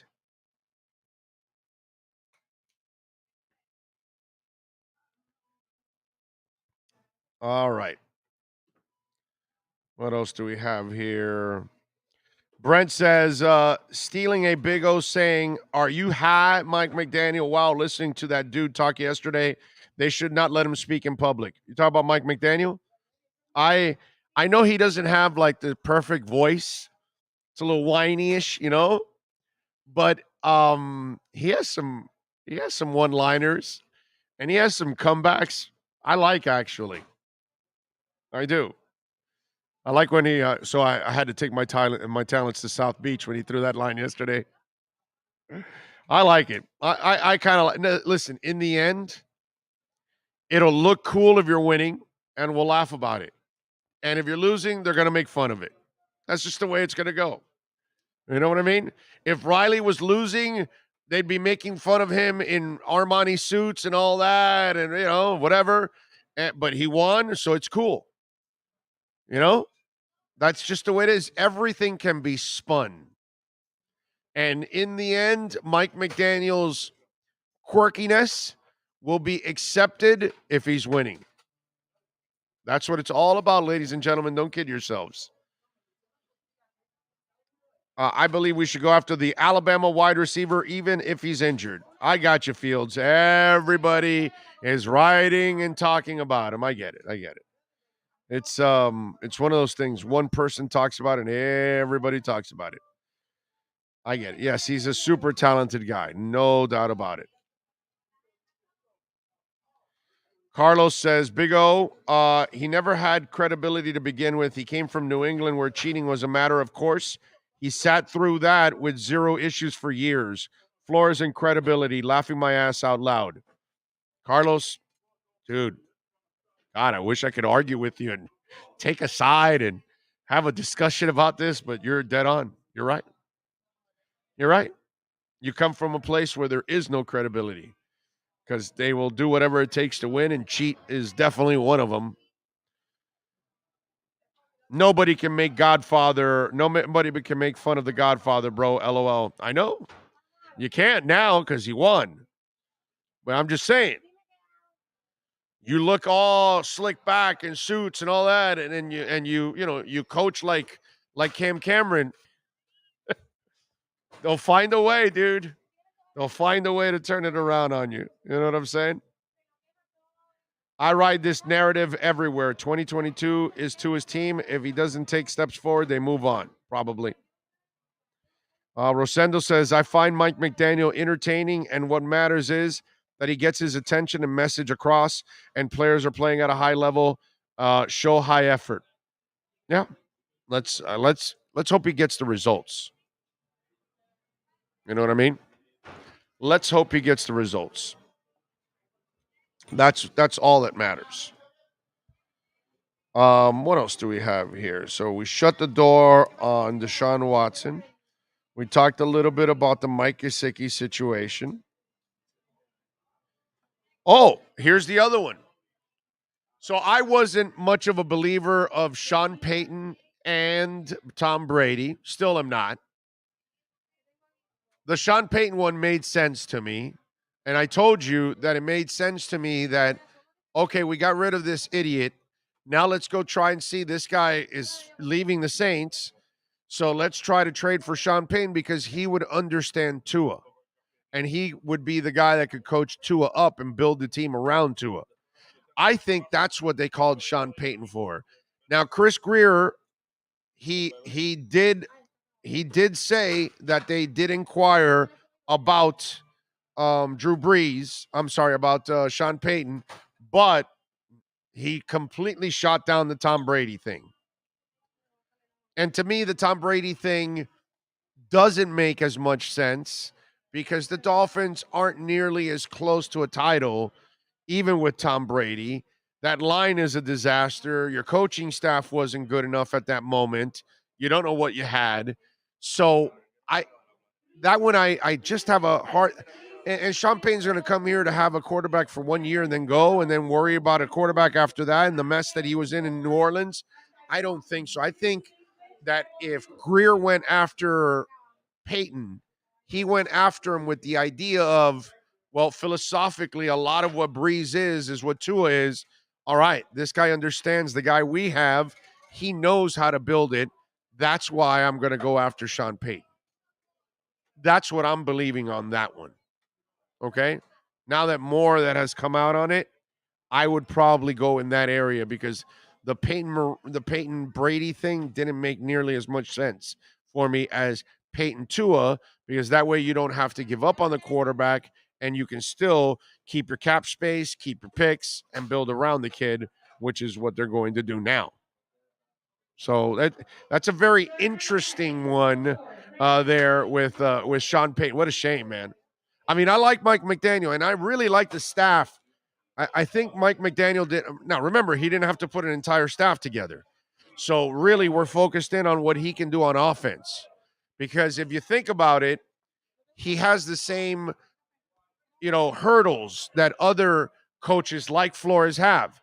Flores knows defense, so he can build a staff, but his offensive, that struggled. So, Mike McDaniel should be able to build an offensive staff, but for him, it was a luxury that he didn't have to build a defensive staff, because then that would be the real test for him to see if he can put together a staff that is opposite of what his knowledge of the ball is normally. You know what I mean?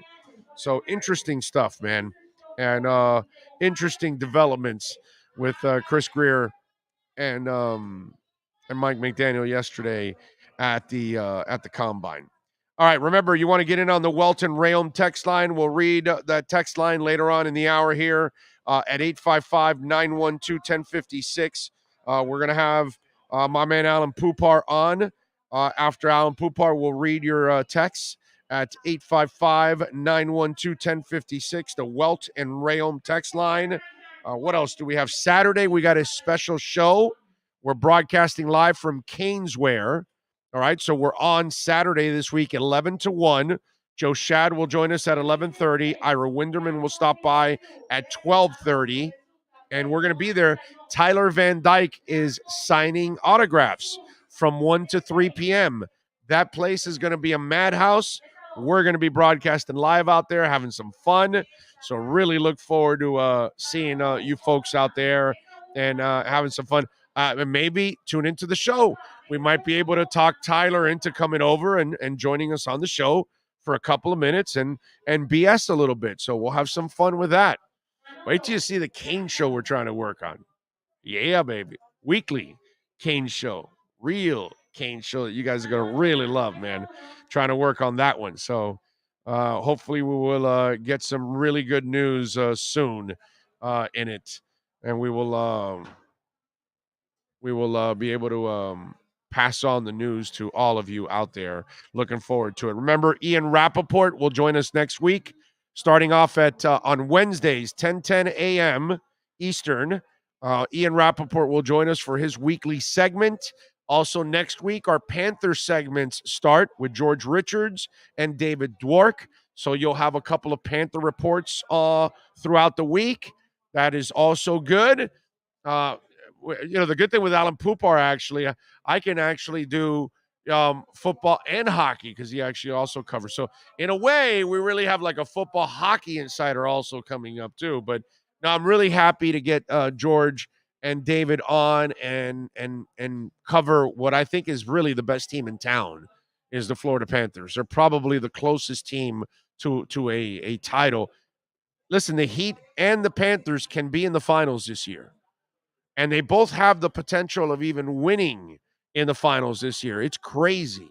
It really is. But those Panthers, man, they are awesome. That offense is out of freaking control, man. They can score. If Bob plays decent hockey, they can win the cup. If he plays outstanding, like he did in Columbus against Tampa Bay a few years back, then yeah, they'll win the cup for sure. But with this offense, you don't even have to be Beezer in the 90s. You don't have to be Bob of, 4 years ago? You don't even have to be that. That's how good this offense is. But you got to be a little better than you've been lately. That's for damn sure.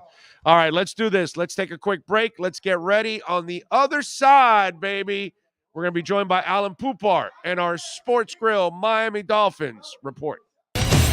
Let's get ready to talk Dolphins football. It's the Sports Grill Miami Dolphins Report with Sports Illustrated's Alan Poupard with locations throughout South Florida. The Big O Radio Show. The Big O Radio Show is looking for an experienced salesperson in the radio or TV business. The candidate must have at least 5 years of sales experience in the broadcast business over the last 10 years. Please email your phone number and resume to BigORadioshow@yahoo.com. That's BigORadioshow@yahoo.com. Looking for an aggressive person who can help our platform expand into many avenues in our business. Reach out if you are the person that's able to make a difference.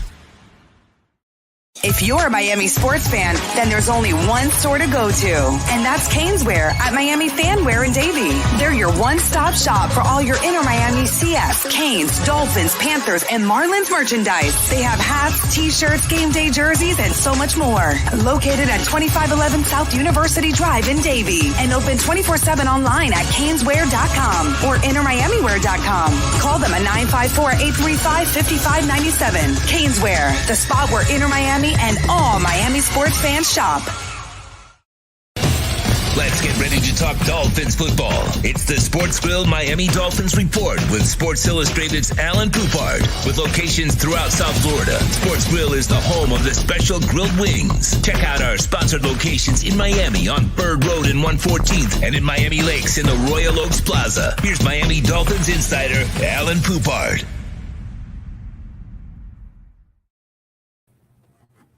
All righty, we are back. We're here. We're ready to go. We're in a park, second floor poker room. By the way, they're working on another boxing card, so we'll keep you updated on all of that. Here he is, the man, the myth, the legend that is Alan Poupard. Mr. Poupard, how are you doing? Why do you look so Like because I'm in front of a window. Let me turn around here. I think it might work better. yeah, what the hell is that, bro? It's like There, is that man. better? There you go. Okay, I'm seeing delays, so it'll take a couple seconds for me to see. Sean says it's better, and then It's we'll. much Oh, I better. see. It's the glare. That's what it was. It looked Yeah. like you had like a screen or something in front of you, actually. So it was the glare, bro. Okay, No, it's in front of a window. okay, I got it now. I got it now. All right, All the right. glare was terrible. All right, so how you doing? You doing all right? You feeling good? Can't complain. All right. You were you at the convention center? The Indianapolis Convention Center, second I floor. love it. I love it. All right. Have you had Steak and Shake already? I have not. I have not had St. Elmo's. I have not had Harry and Izzy's. So no. Okay. All right. Going to Kilroy's tonight though. You'll like that. There you go. You're gonna hit Hilario's? The What's Italian Hilario's? place. Remember the Italian place that we take the taxi? Oh, that's right. Maybe we'll see. If you want, I'll send you the number so you can call for a reservation ahead of time. Okay. Because you know that place gets packed. They all get packed. They all get Yeah, packed. well, but I mean that place gets packed during this week, especially because of the stupid combine. So if you want, I'll send you the number just in case if you want to go over there, because I gotta go there once a week once I'm there for sure. Next By the way, year I will did you just drag call you. the combine stupid? No, it's just the stupidity of the craziness. Well, that's because everybody's here. Right, everybody's here. So there's more people. You go to PF Chang's and you got to freaking wait because there's a whole bunch of people eating at PF Chang's. Mm-hmm. You know what I mean? That happens sometimes. All right, so let's have a little fun here. How did you read into the X comments? Because I still felt like the door was open there. Some people were like, "Oh, well, they're going to bring him back," and yeah, they're going to try. But it wasn't like the conviction that Flo had last year was a little bit stronger. Now, it was positive to hear Greer say what he said, but I can't say that it was concrete. Yeah, it felt pretty concrete to me. And he also acknowledged that it's like if he's willing to play on the same deal, we'll gladly accept that. But I don't see that happening. Right. Which meaning he understands that he's going to have to like massage the contract again. And no, I totally read into it as we're not trading him. And I have stated the case many, many times that they shouldn't trade him because it creates a massive hole if they do. And I don't care about how much cap space you save. And no, I completely took it as he's not going anywhere. We'll make it work. And again, who knows if it doesn't come out to be another situation where they do something extra for 2022 with a promise to revisit it next offseason, and next offseason is when they make the deal. But they've operated as if they're on the verge. It's not a rebuild. And again, they were a game out of the playoffs each of the last 2 years. So it's not a rebuild. Well, correct. So it makes no sense to trade your best player to get picks or cap space when you're trying to win now. That would make no sense. So, yeah, based on what he said, I wasn't fully expecting X to be on the team. The only thing I see is we're going to have conversations and see if we can come to some sort of resolution. That's not concrete. And then he says, my anticipation is that Xavier will be here next year. So it's not, it's saying all the right things. And I think that conversation, the way I read it was, we'd like to have him back at our price. Now, if it gets a little crazy, well, we tried to come to a resolution, but we couldn't come to one. So I think that's what it is. Now, here's where I do see it positive, where I think he is going to find a home here now, is I don't hear, his agent talking, and I don't hear him talking about how unhappy they are with the situation, which is a mirror difference from what we saw last time. That last time there was some public gripe. There is no public gripe now. So that tells me that maybe behind the scenes, it's working out in a civil fashion. Well, it's also February, so I think the more telltale sign. Great point. Yeah, the more telltale sign will come like when the off-season program starts April 4th. Right. If he shows up. And I think David Cantor was very, very consistent last year. And he never said anything. It was X who just did. Right. Who physically showed his displeasure by not showing up in the off-season program and then made the request on Instagram. And then going back to Chris's comments, I mean, he's smart. He's got to leave himself an out. To me, the way I see it, the out is if somebody blows him away with a trade offer, which I don't necessarily anticipate because of contract age and all that. So, like I said, it's not 100%, but I'm very confident, more so than I was 2 weeks ago, that X will be with the Dolphins in 2022. All right, great, because I love the way you answered that, because you lead me into a perfect segue. All right, Chris Greer left himself an out on this one. He didn't leave himself an out on Deshaun Watson. Nope. So how did you read into that? And I know you and I have had this discussion before. If the owner wanted him then, why would he allow the GM to say what he said yesterday? Because why wouldn't he still hold out hope that if they have settlements, we can still go get him anyway if the owner really wanted him that bad? But the way he put the kibosh on it yesterday, it made it seem like what I thought it was all led by Flo more than anything else. So, all's in your court, young man. Okay. Well, first of all, just as an FYI, not that it matters, but I was the one who brought up the Deshaun Watson angle to Chris. Okay. How did you know? Okay. Huh? Okay. Anyway, so that aside, what I think has happened is both Mike McDaniel and maybe Chris to a lesser extent have convinced Stephen Ross that this is the way to go.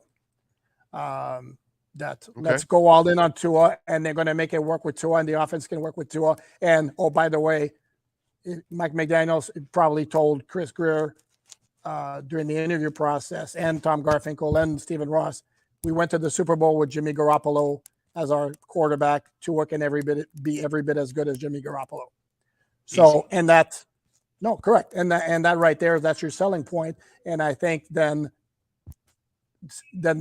Stephen Ross was convinced by the people talking to him. That's like, yeah, I think that's the way to go. Let's move on and let's end all this speculation and put all our weight behind Tua and all the speculation and all that. But then the flip side, which I didn't particularly care for, was then Chris was asking Tua become an elite quarterback, and his answer was, I can't say he can't be an elite quarterback. And that was not the answer as a beat writer of the team I was looking for, and I'm sure as hell know that that's not the answer Dolphins fans were looking for.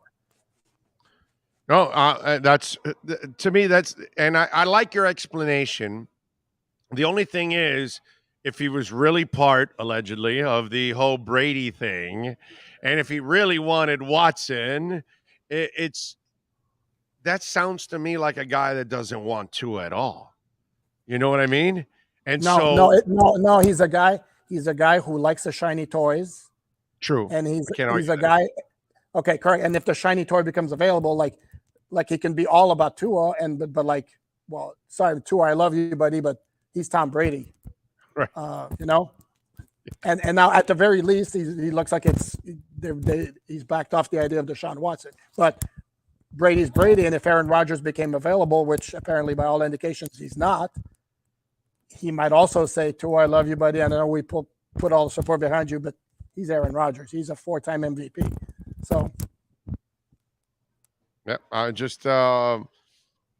found some of those comments interesting. Gesicki, again, kind of left himself an out too, but it looked like the coach said all the right things that he can make Gesicki work. And I think we talked about this already, like a Brent Jones, he wasn't known to be a blocker, but Bill Walsh found a way to use him out there, as a terrific pass receiver. So I'm wondering if Mike McDaniel really thinks, okay, I don't need to make him Kittle because he'll never be Kittle, but I can make him serviceable at least in that end, so I can at least take advantage of what he really excels at on offense. How did you look into those comments? Yeah, I think I have a lot more certainty about Agba being back than I do Gesicki, and I don't remember if it was McDaniel or if it was Chris who made the statement of like, even though it's not, I think it might have been Chris, even though it's not his forte, the tight end's going to have to block. Even though we can work to his strength, he's going to have to block. So, yeah, and McDaniel again, he's a guy who's very smart. He knows he's very smart, and I think he can. In his head, he's probably going, you know what? Yeah, I can make it work and get the most out of Gesicki. But again, this is not going to be a player who's going to come on the cheap. So is it worth maybe using those funds that you would have to give to re-sign him and use them somewhere else? That's a question the Dolphins have to answer. I'm still like 50-50 on him coming back, whereas I'm like 85-15, 90-10 on Agba coming back. I agree with you on that 100% because I think you have to bring Agba back also for Jalen Phillips. That's what I've been saying. I think it's not just that he's a terrific player and he's turned into a really good player for you, but I think if you want to develop Jalen Phillips, you're going to need somebody on the other side to take some pressure off him. And you and I saw it covering the Dolphins, how Jason Taylor made Lorenzo Bromell and Kenny Mixon and Trace Armstrong and Agunlie and everybody that was opposite of him played their best football opposite of him because David you had Owens. to worry. Yeah, because you had to worry about JT, bro, because he's a freaking monster.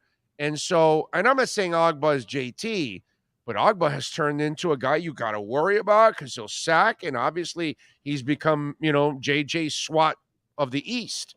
You know what I'm saying? So he does that too at the same time. So I think it's incredibly important for Jalen Phillips to keep Agba. No, and the other point to me, it goes in the same mindset as with X, is if you decide, well, it's too expensive to keep him, well, that's great, but then you have to replace him. And how much is that going to cost to find a replacement of that caliber? You're not getting that, with the 29th overall pick. You're not getting that kind of guy. You got 70+ million, maybe more, right, available. What are you going to use the money for? Keep your defensive end. Correct. I think it would be irresponsible to lose Agba. I agree. No question about it. Yeah. So that's the problem there. So yeah, I'm with you there. All right. So let's get into the juicy comments. You guys asked Chris, did you ask him also about the 201 there? And if he's elite, and he said, how is it? I can't say he can't be. It's too early. All right. And so again, Chris does a good job of not allowing himself to be cornered because you're trying to corner him there. So yeah, of course he can be elite. And then now you cornered him there, but you can't phrasing it the way he said it left everything open. But why can't you say it? Like he's got to me, the correct answer, he's got all the tools. It's a matter of him continuing his development to reach. That's what he told you. That's what he told you there. Well, but you can't say, I can't say why he can't be elite. To me, if you drafted him 5th overall, you should have thought definitively he could be elite. Okay, but you're hoping they're all elite if you're taking them in the top 10, but you can't say that he is elite because you just never know, dude.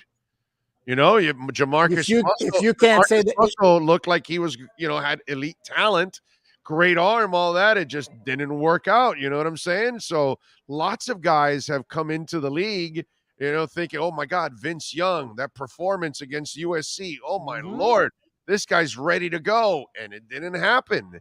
You know what I'm saying? So it's, Trevor Lawrence, you think he's going to be elite. And then the poor kid has a really rough rookie year. You know what I mean? I still think he's going to be elite when it's all said and done. Correct. So if they ask Doug Peterson or or Trent Baalke, can Trevor Lawrence be an elite quarterback? Do you think they hesitate for a millisecond, even though he had a crappy rookie year by all? That's the number one pick. Chance. That's the number one pick. Two was number 5. I mean, Yeah. I can't. I'm a little surprised that you don't have any issue with the really wishy-washy answer. And if Chris says there's Well, it wasn't absolutely wishy-washy. It's just he can't tell you that the guy's going to be elite. How many? You say Big O, okay, you would have said Big O. that. Hold on, By the way, on. we all were wrong about Ryan Leaf, right? Like when But he was hold coming on, up, Big O, that snow Big O. game, we're like, holy crap, this guy's Big O. crap. The question was not. The question was not, will Tua be elite? The question was, can Tua become an elite quarterback? To me, there's zero hesitation that should be had to say, absolutely, he can become an elite quarterback. And if he doesn't pan out 2 or 3 years, do you think somebody's going to go back? Well, you were wrong. Yeah, I was wrong when it didn't pan out. I mean, to me, it's. They're gonna say, yeah, they're gonna do that to him. That's why. I think that's probably why he did it. So he didn't want to be left. It's the whole. Was it AJ Feely will be the next? We're hoping AJ Feely's the next Dan Marino. Was it AJ Feely? No. No. Who was it? No, it wasn't Fiedler, right? Wasn't Chad Henne. No. It wasn't. No, it might have been. No, I think it was Chad Henne. Okay. I think you're right, actually. Okay. You thought you were wrong, but I think you're right, actually. I think it was Chad Henne. I thought I was wrong. Turns out I was mistaken. It's one of those three. It's Feely, Henne, or I think it was Henne, actually, now that I think about it. Yeah, I think it was Henne. I don't know if the listeners want to chime in on that and see. But to me, if you're going all in on Tua and saying forget about Deshaun Watson, your answer has got to be more than I can't say he can't be elite. I mean, oof. Well, he didn't say I can't be. He just said I can't say he can't be. Right? I mean, he didn't say he wasn't. That wasn't nearly strong enough for me. I'm sorry. No, I know. If you're all in on the guy, you got to do better than that. Yeah, I don't have a problem with it's too early and all that stuff because you got to kind of cover your ass if you're him. In a way, I kind of understand that because we always will then burn we're going to be special. I mean, to this day, we still laugh at Jimmy Johnson for saying we're going to be special. And so it's every time when you make one of those predictions, it stays with your ass like luggage, bro, like herpes. Okay, but then you can't get rid of that shit.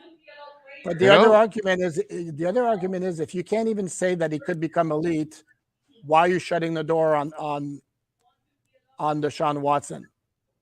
That's why the one comment doesn't mesh with the other. But hold on a second. Go ahead. Okay.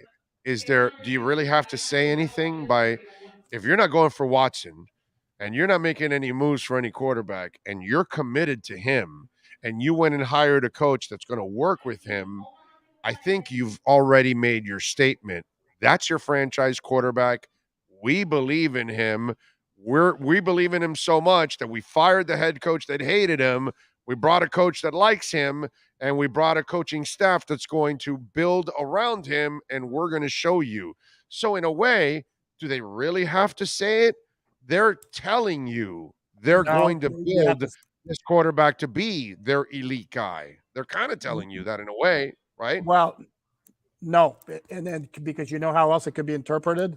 It could be interpreted as we fired Brian Flores. We hired this new coach who has convinced us that he can make it work and can win big with Tua because he did it with Jimmy Garoppolo, who's not an elite quarterback and who, by the way, the 49ers thought so much of that they traded 2 first-round picks to get their hands on Trey Lance just because they didn't think they needed to do better at quarterback than Jimmy Garoppolo. That's almost the message there.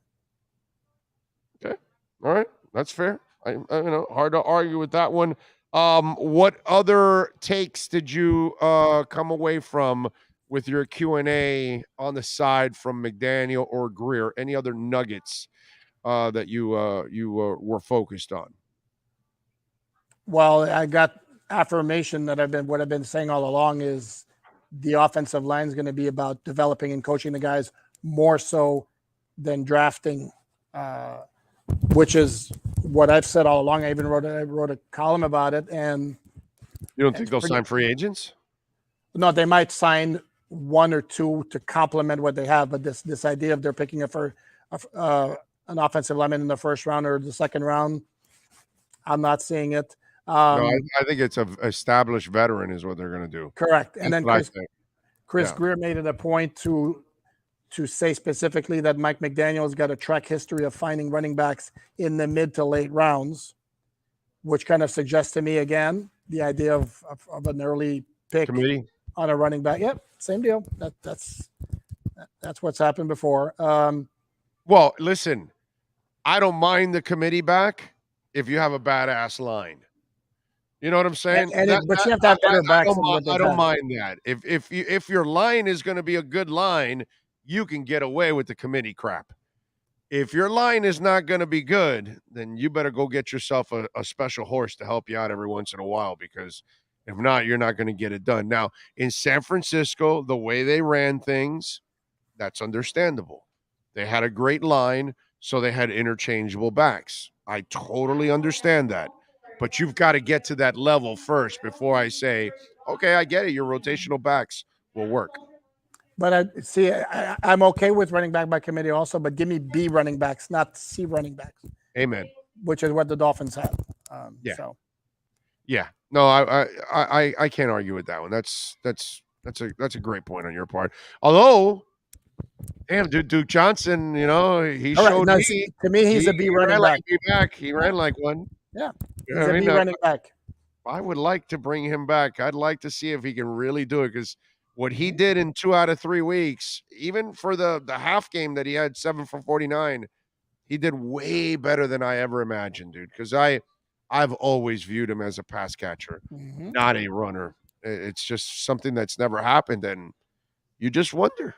You can tell the difference the second he comes in the game, how different it looks at running back for the Dolphins. Yes. I mean, it was like glaring. Yes. Yeah. So no, I'm with you. Yeah. No, give me 4 Duke Johnsons. I'd be perfectly fine with that. Yeah. Yeah. If you have the San Fran line, I'm with you there. Yes. Correct. As long as you have a badass line, then you can have the interchangeable backs. That'll definitely work out. What are you working on at Sports Illustrated so folks can check you out, my friend? Yeah, a lot of stuff. I had the opportunity to have a one-on-one with Mike McDaniel. Actually wound up having to do it through Zoom from the airport because of timing. And I actually tweeted it out, and I haven't yet done my story on it. It's going to be either 1 or 2 stories on that and the highlights of what he said. I had a couple of interesting things to say. And then just posted a story not too long ago on the 2 Boston College prospects here at the Combine, talking about Matt Applebaum and what he did for their development. And it's had some smart aleck saying, I had some smart aleck reply to the posting of the story of like, well, he was going to praise him. Of course, he's going to praise him. He's not going to say anything negative. Well, they talk specifics about what he did for them and how that can apply to the Dolphins. So I found their comments very interesting. One of them actually is a younger brother of Chris Lindstrom, the former first-round pick of the Falcons. Alec Lindstrom is a center, and then Zion Johnson, the guard who played center at the Senior Bowl. Well, he's a guard. He played center at the Senior Bowl and kind of kicked some ass from it from all accounts. So, and then whatever else pops up, I did something else this morning on yesterday I did the Tua comments and the Xavier Howard, and wrapped up this morning with everything else that Chris Greer had to say. And it was like a 24-minute session, which was just filled with nugget after nugget after nugget. And then whatever else pops up at the Combine today. So it'll be busy. Enjoy those cheese-filled barbecue breads. I will miss them. Sean and I will devour those next year over at, what's it called? O'Brady's? What's it called? Kilroy's. Kilroy's. That's it. Kilroy's. Yep. A hell of a bar, dude. Wait till you see it, bro. I love Kilroy's. What a great place. They got so many damn TVs. They're so nice there. They change the damn TVs for you to any game you want. Really good, man. It's a really good bar, man. So enjoy yourself, my brother. I will miss hanging out with you watching the hockey game tonight. All right, my brother. We'll do that. Got it? All right, senor. And by the way, no worries on this 3-game losing streak, right? I mean, it's 82 games, bro. You got to have a valley, like I've been saying. This is their valley. Big deal. Move on. Well, right. My concern is, if I'm going to be honest, I'm going to be the party pooper here, not pooper, but party pooper. Bob. No, not even Bob. Oh, not even okay. Bob, is we're getting closer and closer to the playoffs. The style is becoming more and more hardcore, more and more playoff-like, which is a completely different Physical. game. And I think we're going to find the Panthers are not going to like steamroll everybody with their offense the way they have through the regular season. They need a physical D on the back end to make a long playoff run. That's my concern. But they're a fabulous regular season team. There's no getting away from that. They can score, bro.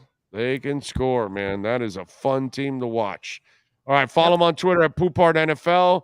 Bookmark his Sports Illustrated Dolphins page so you can get the latest on what's going on. He's there at the Combine. He is Alan Poupart. Alan, thank you as always, my friend. Appreciate you. Absolutely. Have a nice weekend, Big O. Thank you, my man. There you go. That's our Sports Grill Miami Dolphins report. This has been the Sports Grill Miami Dolphins Insider Report with Alan Poupart, exclusively on the Big O Radio Show. Make sure you subscribe to the podcast and never miss a report. Search Big O Radio Show on most platforms. Visit Sports Grill in our sponsored locations in Miami on Bird Road and 114th and in Miami Lakes in the Royal Oaks Plaza. Go have a cigar at Perdomo. Have you been to the Perdomo Cigar Lounge? All right, their retail store has a nice, beautiful lounge with a ginormous leather couch, TV. You can watch what's going on, sports, news, anything going on. Nick Perdomo is usually hanging around the building. By the way, if you get a little peek into his office, you can check out all the equipment that's in there. And I'm talking about like drums and guitars and all that, because he's in a band, and he jams. And so it's like a really cool drum set he's got back there. You got to check it out. Obviously, you can enjoy a little champagne cigar right there. Got a 93 rating from the Cigar Journal. If you haven't been to the retail store for Perdomo's place, it's at 5150 Northwest 167th Street, right off of the Palmetto Expressway and 57th Avenue. It's right there. You can see it on the south side of the Palmetto. You'll see the Perdomo Cigar building, and the retail store is in there, so you can buy any kind of cigar, 10th anniversary, 20th anniversary, you name it, baby. They've got them there, the champagne, you name it. They've got all the cigars there. They've got the empty cigar boxes for those of you that like to get creative with that. They've got all kinds of shirts and hats and all kinds of stuff. And if you're looking for the next great Perdomo cigar event, it's going on in Pompano Beach on March 12th. That'll be next week at the Smoke Inn in Pompano Beach. Go on out there, man. Take advantage. They're going to have a lot of Perdomo specials. March 12th, Smoke Inn, Pompano Beach, our next Perdomo cigar event. Check it out. All right. The Welt and Rayom text line, 855-912-1056. That's 855-912-1056. Give me 30 seconds so we can start hour number 3 right here on the Big O Radio Show. For over 25 years, South Floridians have counted on Tommy B. Butts Jr. Enterprises for their roofing needs. In South Florida, we battle the sweltering heat, rain, winds, and all kinds of tropical storms. That's why when it comes to protecting your family, home, or business, call Tommy B. Butts Jr. Enterprises.com. 954-735-9826 or 954-394-1411 and ask to speak to Tommy, the owner. They specialize in all kinds of roofs. All work fully guaranteed with the customer's complete satisfaction. A-plus rated member of the Better Business Bureau. Licensed and insured. There's no buts about it. When your roof needs repair or replacement, go to TommyBButtsJrEnterprises.com. A certified widening contractor.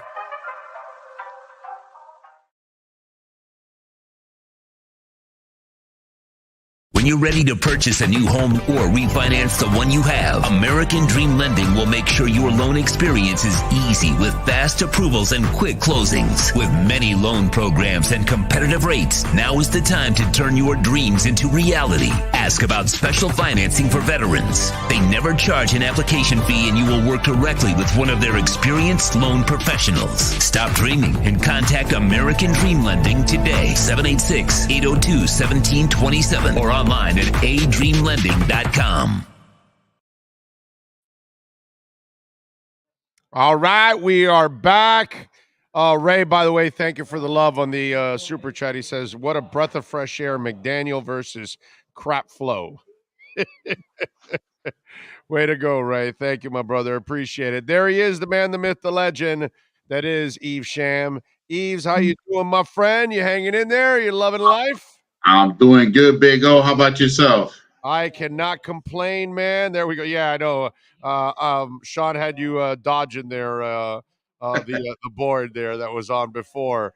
Can't complain, my brother. I'm just hoping that we can, maybe end a little conflict that we got going on over in Europe, man. That's the part there. Hopefully we can get through that, man. Just out of curiosity, now that we hear that the feds will be raising the rates like 7 straight times over the next year, as they try to bring everything back to normal again, what are we hearing on the mortgage front for folks out there? Well, mortgage rates have the industry has already priced in most of the rate increases for the year into the current interest rate. Okay. Rates have gone up by around a 1% since where they were the first 2 weeks of January and coming out of the end of 2021. So rates have gone up. Are they going to continue to go up? There is a potential for the continuation of rate increases. But of course, as the demand for refinance loans kind of goes down, rates should subside some because there are going to be less loans on the marketplace for the secondary market investors on Wall Street.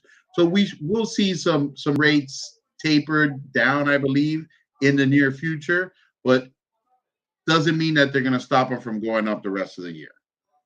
Well, historically, Big O, we still have historically some of the lowest rates in the history of this country tracking interest rates. So that's definitely a good thing for consumers. Yeah, so let's not treat it like the stock market or crypto and think that, we're going to have another dip or something. No, it's probably going to go up, if anything. So that's why I think people need to take advantage now. What kind of programs are people taking advantage of, like our listeners at American Dream Lending? Well, the purchase market remains hot. There's not enough inventory out there.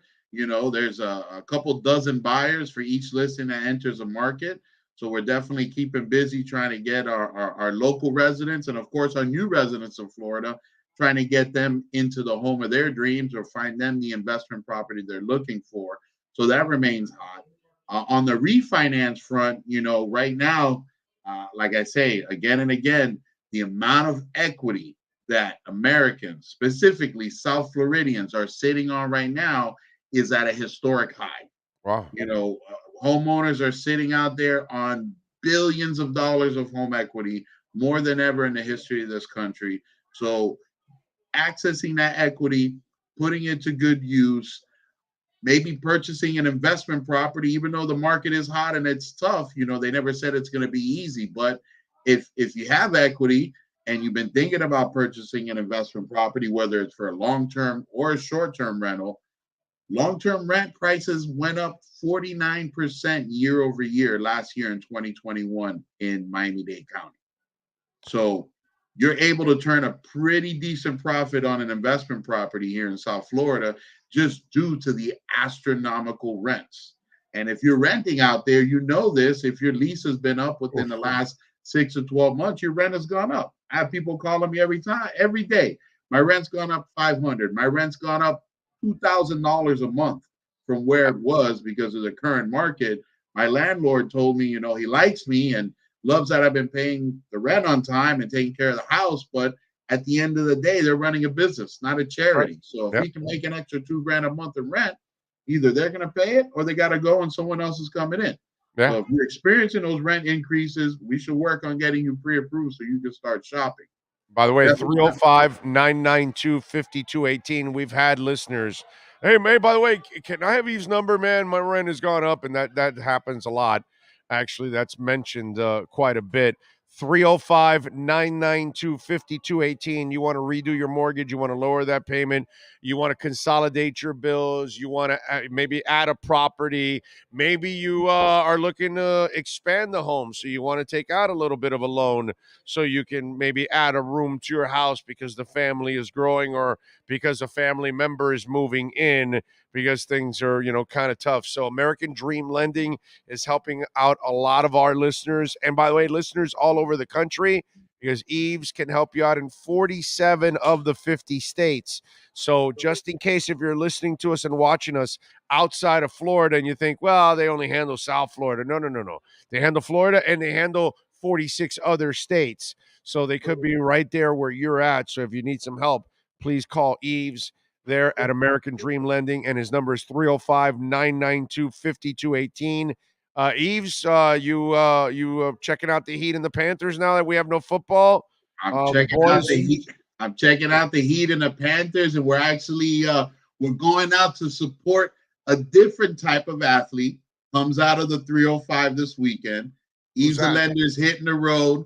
We'll be at the UFC fight live in Vegas on Saturday. Checking out Jorge Masvidal, 305 local fighter, taking on Covington. So we'll be out there supporting our local athletes this weekend on the road. Even though it's not a regular topic on the show, but definitely one of our local 305 guys, and we got to support him out there on the road. Yeah, definitely. My guy manages him, Malky Kawa. He's a good friend of mine. So yeah, he's. Tell Malky Kawa I'll be at the fight on Saturday, so we can get me some backstage passes. That'll be greatly appreciated. I got to hook you up with Malky. You'll like Malky. He is an absolute trip, man. He's a really, really good dude. I love Malky. I've known him for, I don't know, about 15, 20 years, whatever it is. It's been a long time that I've known Malky. So yeah, good stuff there. Yeah, that fight, those two, that's there's a lot of dislike between those two. So that's going to be some genuine animosity that's been built up between these two. Yeah, I can see Masvidal coming out like a madman in that fight. That's one of those that I look forward to. There's no doubt. I watch most of the UFC matches overall. I do enjoy the UFC. I'm not an expert in it by any stretch whatsoever, but I do enjoy it. That's for sure. It's going to be a lot of fun. All right, folks. So if you want to get out of that octagon problem that you have, that is your mortgage, and you want to get into a better situation, call adreamlending.com is the website. Call Eves right now, 305-992-5218. Eves, have a great weekend, my brother. Appreciate you. We'll talk next week. You too, Big O. Have a good one. You got it, baby. Be good. There you go. Looking forward to it. The Masvidal fight, man. That is going to be a lot of fun, man. It's going to be a lot of fun. All right, we got the Panthers and the Senators tonight at 7:30. We've got the Heat and Brooklyn tonight also at 7:30. I hate these nights because then I've got to pick and choose, and then my head's on a swivel. What do you got? And you got wrestling? These are the perfect nights. No, there is no wrestling. Oh, okay. So this is the night where I can go back and forth. But I like just having one of them so I can just concentrate on one. No, you got to multitask, man. Come on. I mean, I know I got. You're big O. I can multitask. I multitask my entire life. I'm multitasking while I'm doing all this. Why are you trying to slack at night? Yeah, because I like watching just the Heat or just the Panthers. I like for them to have that time slot to themselves, so I don't have to switch and worry about it. See, I don't switch. What do you do? I have Comcast Xfinity. Oh, okay. I got the game on one, and then I watch the Bally Sports on my phone. What I mean by switch is that you're you're switch. You're looking at one TV and then looking at another. No. Then you get the tea table, the little dinner table. Right. You put it right in front of you, so everything's in view. Everything's in view. Okay, that does make sense. You've got to work it like a fat guy, man. That does make sense because you keep it all in the same vision. I can understand that. I can go with that one. By the way, did you guys see Kevin O'Connell, the Vikings head coach? I thought that was kind of funny. He was at the combine, right? And they're talking to him about, Kirk Cousins. And listen, we've talked about this, I like Kirk Cousins. I've always liked Kirk Cousins, but I know what he is after watching him long enough. He's a nice quarterback, but he's not a franchise guy. He's not the ultimate difference maker for you. And he's not going to be the guy that is going to be the reason why your really good team gets over the hump. You have to carry him over the hump. So he comes out and says about Kirk Cousins, I'm excited about that. I'm excited about building an offense for him, O'Connell said, steadfast in his praise and commitment to Cousins as the Vikings quarterback for 2022, despite Cousins being linked to some trade rumors. If not for O'Connell's history with Cousins dating back to their days in Washington and the utter lack of quality quarterbacks options out there, it might be a different story for Cousins in Minnesota, but it would be a shock if Cousins isn't under center for the Vikings in week 1. Of course, it's not going to be a shock. Why? Nobody's trading for that contract. Nobody's going to pay Kirk Cousins that kind of money.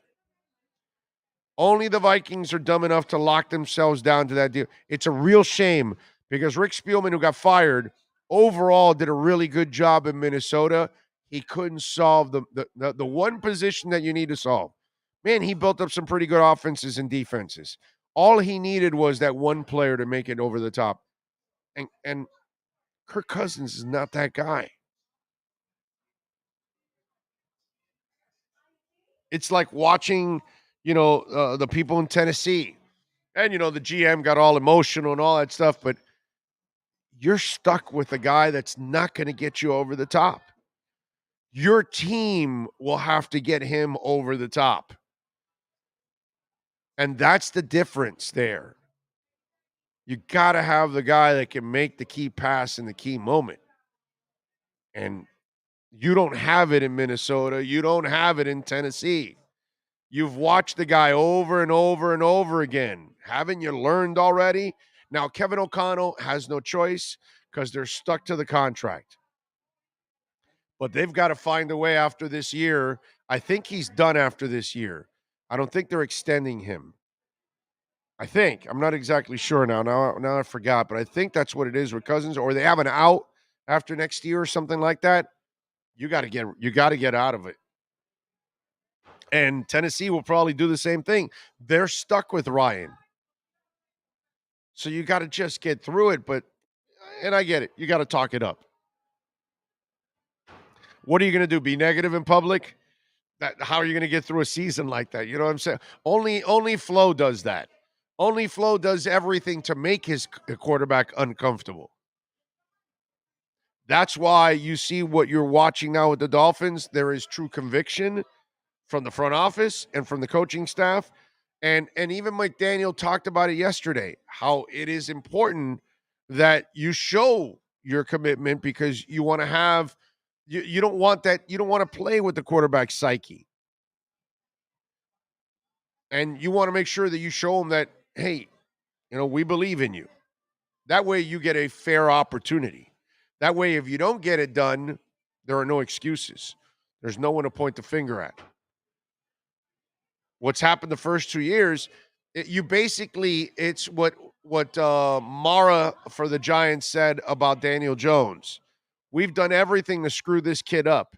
That's basically what you've done to Tua Tagovailoa here with the Miami Dolphins. You've done everything to screw him up. Great job, by the way, in doing everything to screw him up with Flo. So now McDaniel understands I've got to create the environment for my quarterback, whether it's Aaron Rodgers or anybody else, that they're the guy, we're comfortable with you, and we're not trying to scheme behind your back or anything like that. That way the guy can go out there, you can find out if he can play or not, and if he can't, you move on. And if he can, you're super happy, and the Dolphins are making the playoffs. But when you're stuck with Kirk Cousins and you're stuck with Ryan Tannehill, it is what it is, dude. All right. I've got alcohol issues. It's why I haven't had a drink in 11 years. That's an issue. I'm with you there. It's an issue. Go ahead. What were you going to say? No, I was going to ask you, how high were you on Kenny Pickett as a Love him. quarterback in the NFL? Love him. Love him. I don't care about the hands. Yeah, no. You saw the story then, right? About what? How he's in historic company. On what? His hand size is 8.5. Oh, okay. Yeah. And no quarterback has made it to the NFL in the last 5 years. 5 years. Well, it goes back. So the NFL only exists 5 years? Well, Michael Vick is the only one with that hand size that has been since 1987. Well, Michael Vick's Vick problem wasn't wasn't successful quarterback, and he was more of a runner than a right. But than a Michael passer. Vick's problem wasn't his hands. No. It was his touch, field, pass that he just wasn't a good passer. Yeah, no, I agree. I'm just saying. Kenny Pickett can sling it. It's gonna be I interesting. like him, dude. I like him. Does he fall because of this? No, he can't fall because he's a quarterback. Quarterbacks don't fall because they reach for him. I mean, Blaine Gabbert was top 5. You know what I'm saying? So it's just one of those deals where all these quarterbacks are going to get taken higher than they should, because that's what happens every single year in the draft. And when you don't have a lot of great ones in the draft, like guys that's what this draft is. This draft is like this in most positions. You know that, right? It's only a couple guys where you're like, oh my God, that guy could be great. But overall, it's like, oh, he's good. He's really good. I like him. Yeah, whatever. And you can find that in the first few rounds in this draft. There aren't a lot of those, oh my God, I got to have him. There aren't a lot of those guys in any position in this draft. It's crazy. So this is one of those kind of drafts where it's not elite, so that's going to push up others, and the quarterbacks are obviously going to be reached for. But Kenny Pickett is one that if I'm an NFL team, I gladly take a swing at Kenny Pickett and see if he hits or misses. No problem. I like that kid a lot. He can play, man. If he doesn't make it, so be it. You can move forward and live on. But everything I see from Pickett, I like, man. They got him going to the Panthers right now, 6th overall. Well, they're desperate for a QB. So that makes a lot of sense that they would take him that early because they need a QB. I mean, they're so desperate. Who was it that they were talking to in free agency? And I'm like, my God. Or they were talked or rumored to maybe trade for somebody. It wasn't like an elite quarterback. No, but the one I saw was they were talking about bringing Newton back, Cam Newton Right, back. yeah, oh God. That too. But there was another name a couple weeks ago that was linked to them, and I was like, seriously? I was like, damn, dude. Vic also kept his buddies around that cost him with the dog fighting. Don't blame his buddies. He chose to do what he did, okay? You choose to electrocute dogs and do all that crap. You know, that was your choice. I'm not blaming any of his friends or any of that. That's his life, and that's how he grew up, and that was normal for him, okay? That was part of his normal upbringing. So eventually he figured out, I don't think this is the right thing to do. You know? Cam Newton would be a horrible fight? The hell do you mean by that? McDaniel has a unique perspective because of his 12-step program. So because he was an alcoholic, he has an interesting perspective, you think? Or interperspective. Oh, I don't know. Did you see the whole Jenny Buss story? Jenny Buss and LeBron James? Oh, man, let me tell you something. You know, I was always kind of a fan of Jenny Buss. I mean, you know, we could go back to the Playboy shoot. I'm just being honest. Anyway, and having some fun at the same time. So Jenny Buss apparently and LeBron James may have had a difference of opinions. So LeBron, by the way, has been kind of whining and complaining, right? So somebody said LeBron James have been rubbing the Lakers the wrong way as of late, including owner Jeannie Buss. LeBron's been dropping hints about his future, which just seems all about him and less about his team. It was a little bit premature considering he's locked into a contract through next season. LeBron's antics aren't jiving with the Lakers front office brass. Rumors recently surfaced pointing to LeBron having more control than any Laker player ever has, and the list includes Kobe. If Lakers miss the playoffs, which is looking more likely by the day, it's going to be Ginny's job to surround LeBron with a whole new team, right? So LeBron, apparently in the complaining, she at one point stood up to the guys and said, no, stop. You don't get to undermine all of this. You're here. You're under contract next year. What are we doing? And I think they had a powwow, and that's what I heard. But I think she stood up for at least something for them to unwind last week and pretend they weren't chaos agents was really strange.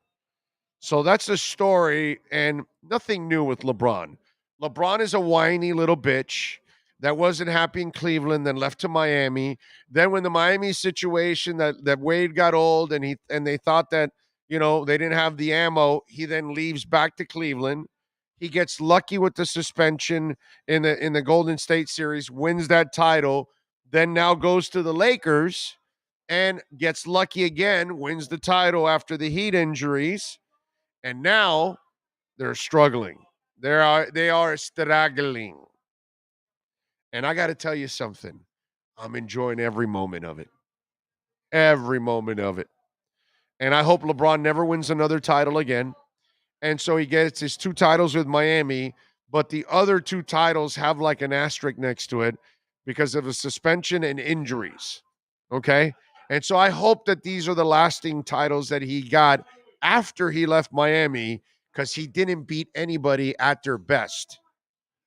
So that will be a beautiful thing there to just kind of have some fun with it. And if Ginny did stand up to him, like this report says, if it's true, I'm glad that she kind of stood up to the guy.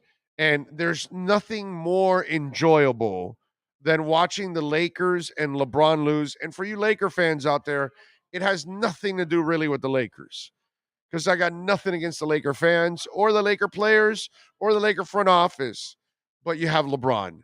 And I don't root for that piece of crap no matter what.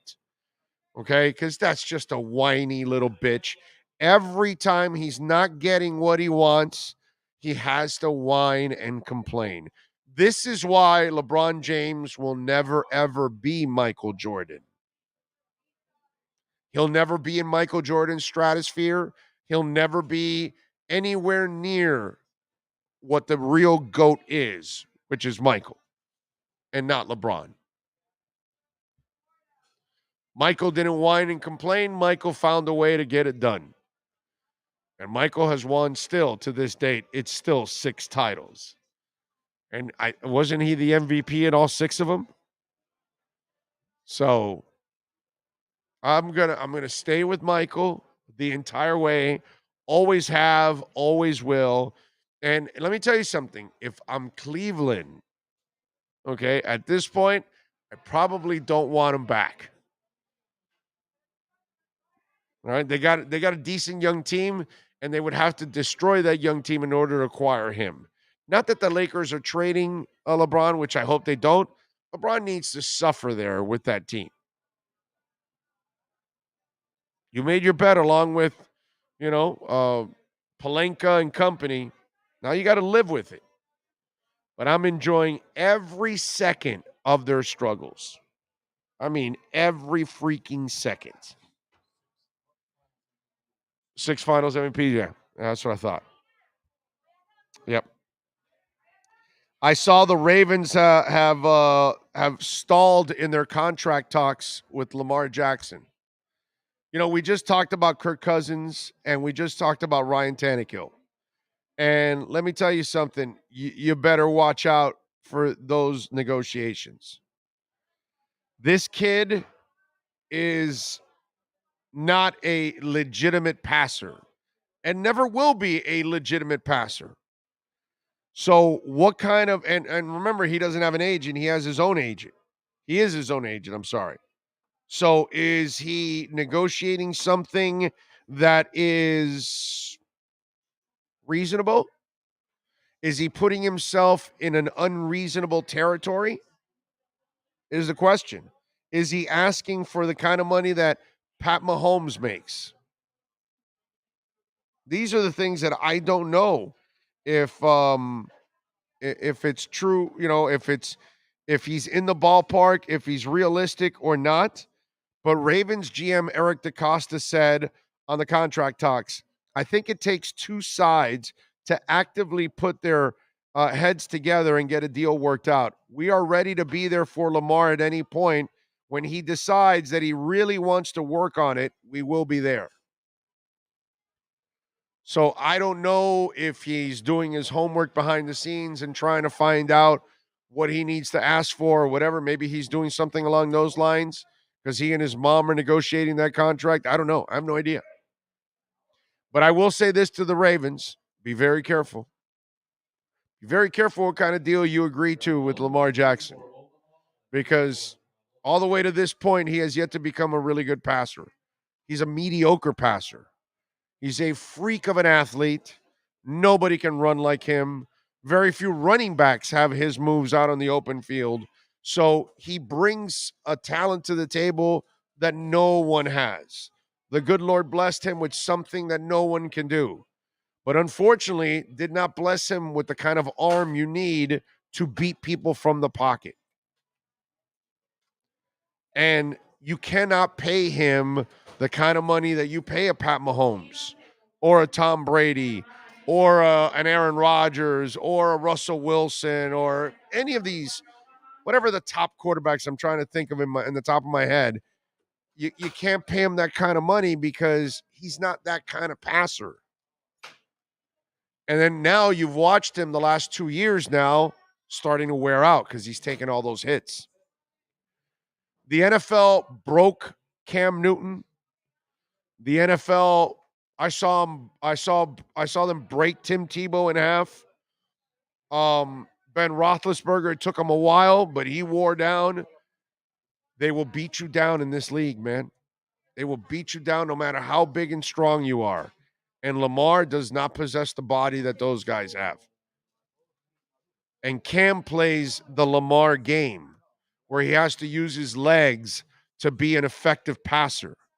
And even Cam Newton, who is built like Adonis, who has a body that we all wish we had, even that dude is broken down. And that's one big, tough hombre.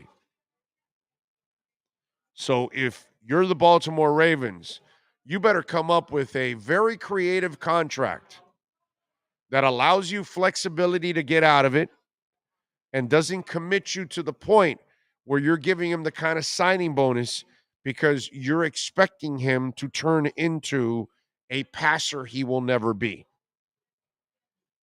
And just like I tell you, Ryan Tannehill will never beat and never be elite because he can't beat you from the pocket with his arm. It's the same way I'll tell you about Lamar Jackson. Even though they're two different quarterbacks, but they both lack one thing, and that's the edge with their arms. They just don't have the accuracy, the anticipation, the ball placement skills. Those things don't exist. They will do it every once in a while because they're great athletes. Go to the park, play a pickup game with the fellas.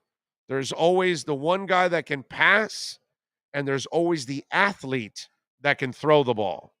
Yeah, he can throw it 50 yards, 60 yards downfield, all that, but he doesn't have the touch of the other guy. That's why everybody wants to be on the other guy's team, the guy that has the touch. The other guy that's the athlete playing the quarterback, because rarely when you go to the park are two guys that are good passers, right? And so that's usually what happens. That's the analogy that I can use to describe the Lamars, the Ryan Tannehills of the world. Those guys that aren't going to sit there, they cannot make a living from the pocket. They must use their legs. And in Ryan's case, he's got to use Derrick Henry's legs in order to be successful. That's why Ryan Tannehill can win playoff games by throwing for 70 yards. All right. We got to send Marcel a link, by the way. Send Marcel a link there. All right, let's do this. Let's take a quick break. We'll come back on the other side. Marcel Louis Jacques is going to join us from ESPN with our Edge Energy Drink, Miami Dolphins Insider Report. Give us 1 minute, and we'll be back with Marcel. This is the Big O Show. Sports fans love a place with great food, cold drinks, and TVs everywhere. That's why sports fans love Sports Grill and their 7 amazing locations. Check out the Bird Road location at 11481 Southwest 40th Street in the back corner of the West Bird Shopping Center. Sports Grill is also now offering some great employment opportunities. All kinds of positions are now available from kitchen to hosting. Call for more information at 305-485-8845. From wraps to salads to amazingly delicious specialty dishes, Sports Grill is the home to the legendary special grilled wings. Since 1987, Sports Grill, good food, good drink, and good friends. It's the Big O Show. Judge, you tuned in to the hottest sports radio. When you need your warehouse looking good while staying efficient, there's only one place to find the finest racks in the business. Pallet Rack City in Hialeah. 305-424-8547. That's 305-424-8547. Pallet Rack City is the company you need when you want your warehouse sporting the finest racks in the business. After all, who doesn't love a great rack?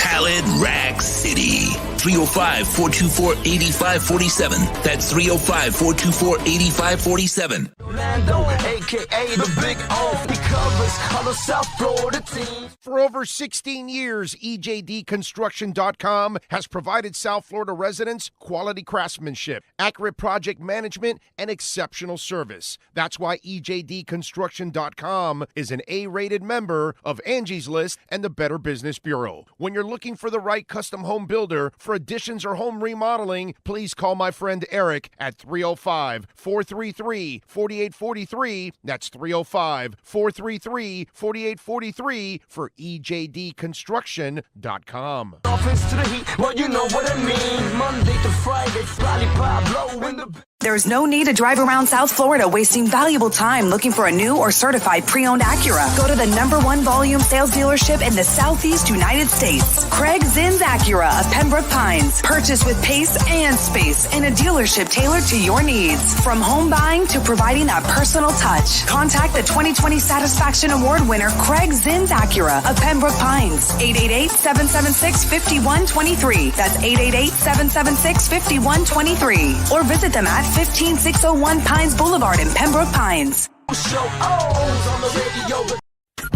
Time to get the edge on the Miami Dolphins with our Edge Energy Drink Miami Dolphins Report. When you want the energy drink that's delicious and smooth with zero aftertaste, you can only order Edge Energy Drink at myedgedrink.com. That's myedgedrink.com. Here's ESPN Dolphin insider Marcel Louis Jacques.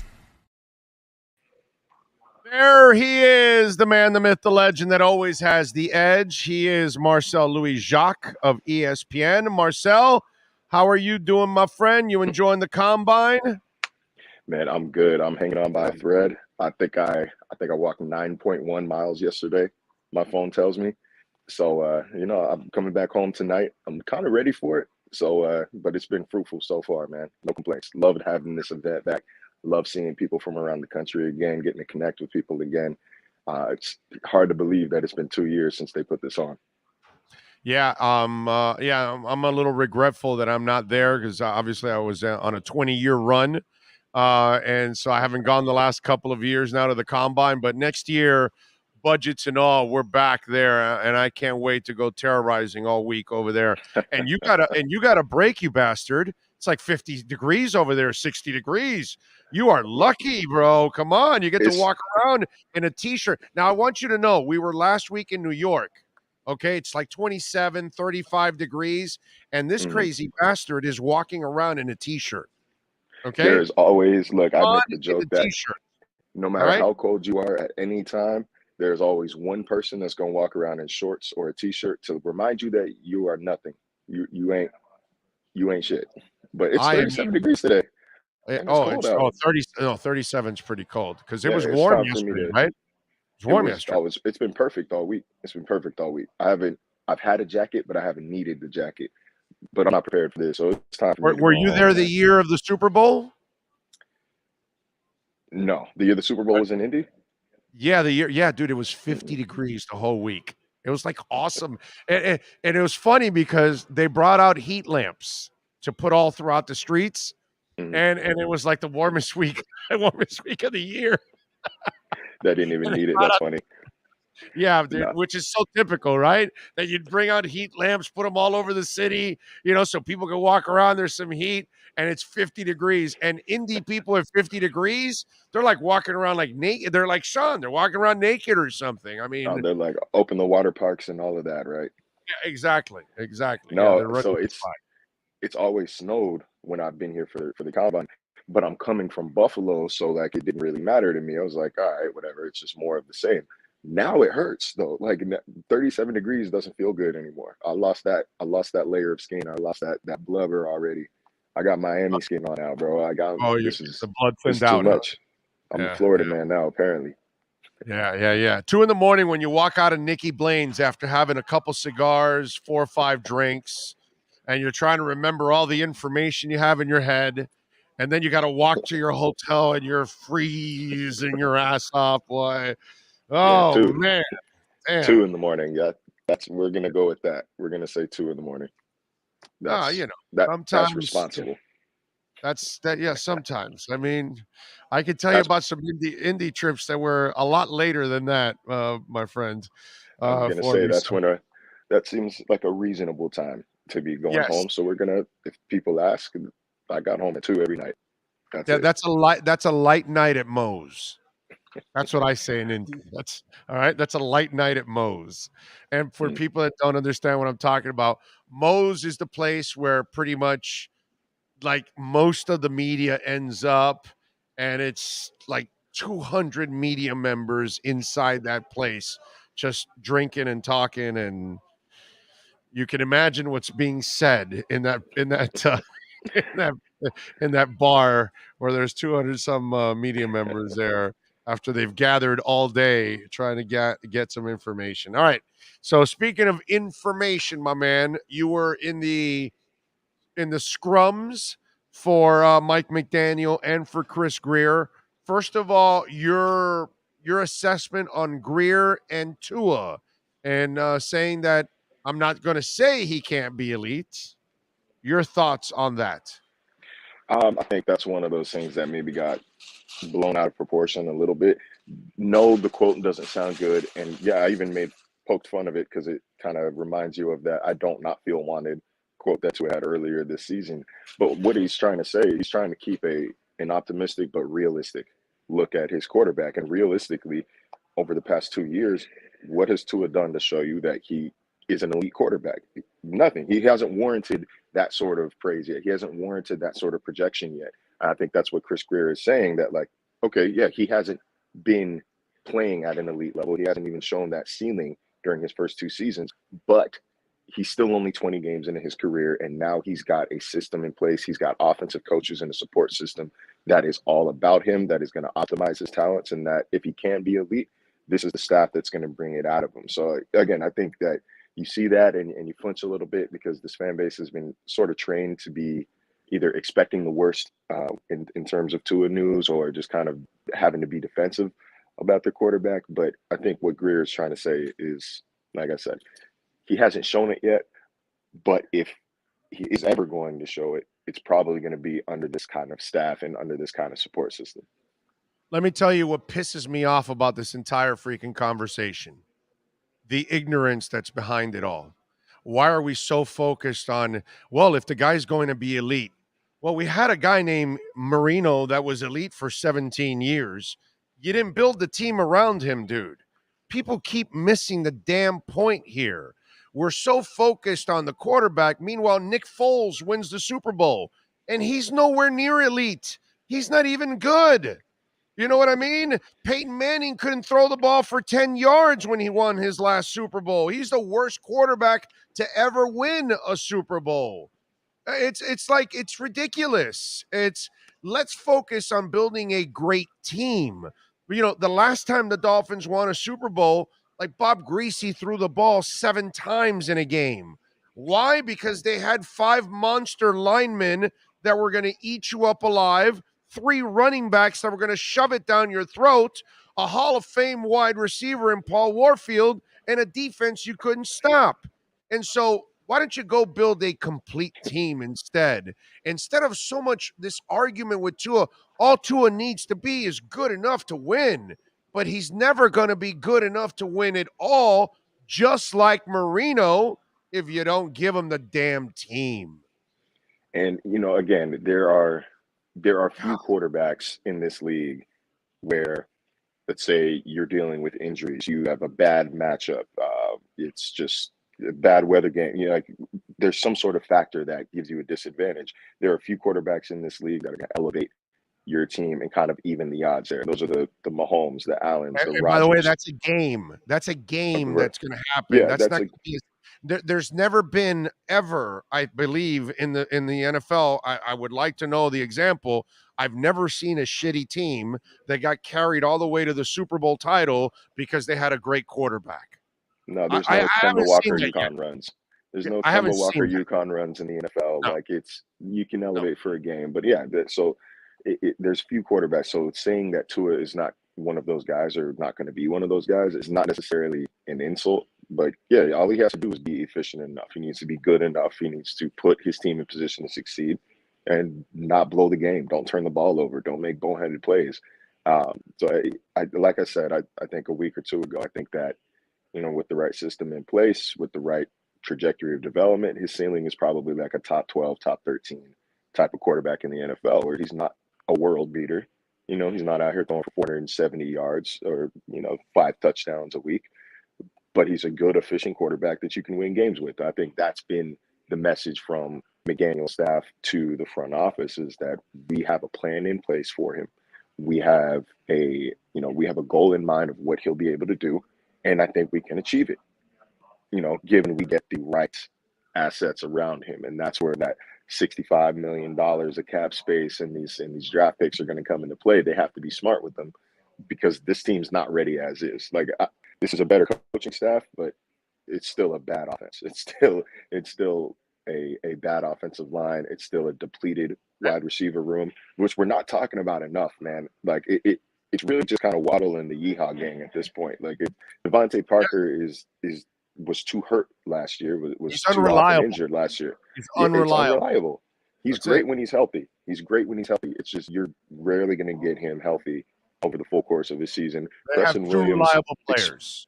The Preston Williams experiment should be done. Like that might be a dub. And then Matt Collins is a free agent. You dump Preston Williams like you dump Dogecoin, okay? That's what you're supposed to do, all right? Because Dogecoin and Preston Williams are the same thing. There's no technology behind it. It's just hot air. You got to dump that. Right now, it's Waddle and Matt Collins. That's it, dude. I got to bring back Matt Collins because he helps me out in both areas, and he's reliable. Now, the question I have for you, speaking of all of that, what did you come away with the Gesicki explanation? So do you think that they will adjust and maybe we're too hard-headed that, oh, no, you got to be blocking. He's thinking, no, you guys are getting ahead of yourselves. This guy's a hell of a pass catcher. We can accommodate that. Your thoughts on that? Yeah, I think it was nice for both Greer and McDaniel to recognize Gesicki's deficiencies as a run blocker. You know, it doesn't sound like they're trying to sugarcoat it or make it into something it's not. But again, like it's an offense that doesn't have playmakers, man. It's an offense that doesn't have guys who can do something after the catch, and Gesicki is one of them. Now, I don't know if I am assuming because he's with CAA, he's going to want big time money, and I would assume he wants to get paid like a wide receiver, not like a tight end, and kind of Kelsey and Kittle sort of reset that market. I don't think that he can realistically command that kind of money, obviously, but I think it's going to take a little thinking, a little determination to see if he's worthy of anything over the franchise tag. I'd probably franchise tag him, man. Like I usually hate those words and I hate that for players, but give him a year to see like, okay, what can he do in this offense? What can he be? Can he finally kind of burst through that ceiling? He's always, that, or he's right at that 700 yard, maybe 4 or 5 touchdown range. Like, can he break 1,000 yards? Like, can he really become that kind of special threat? Not just a good player. Can he become that special?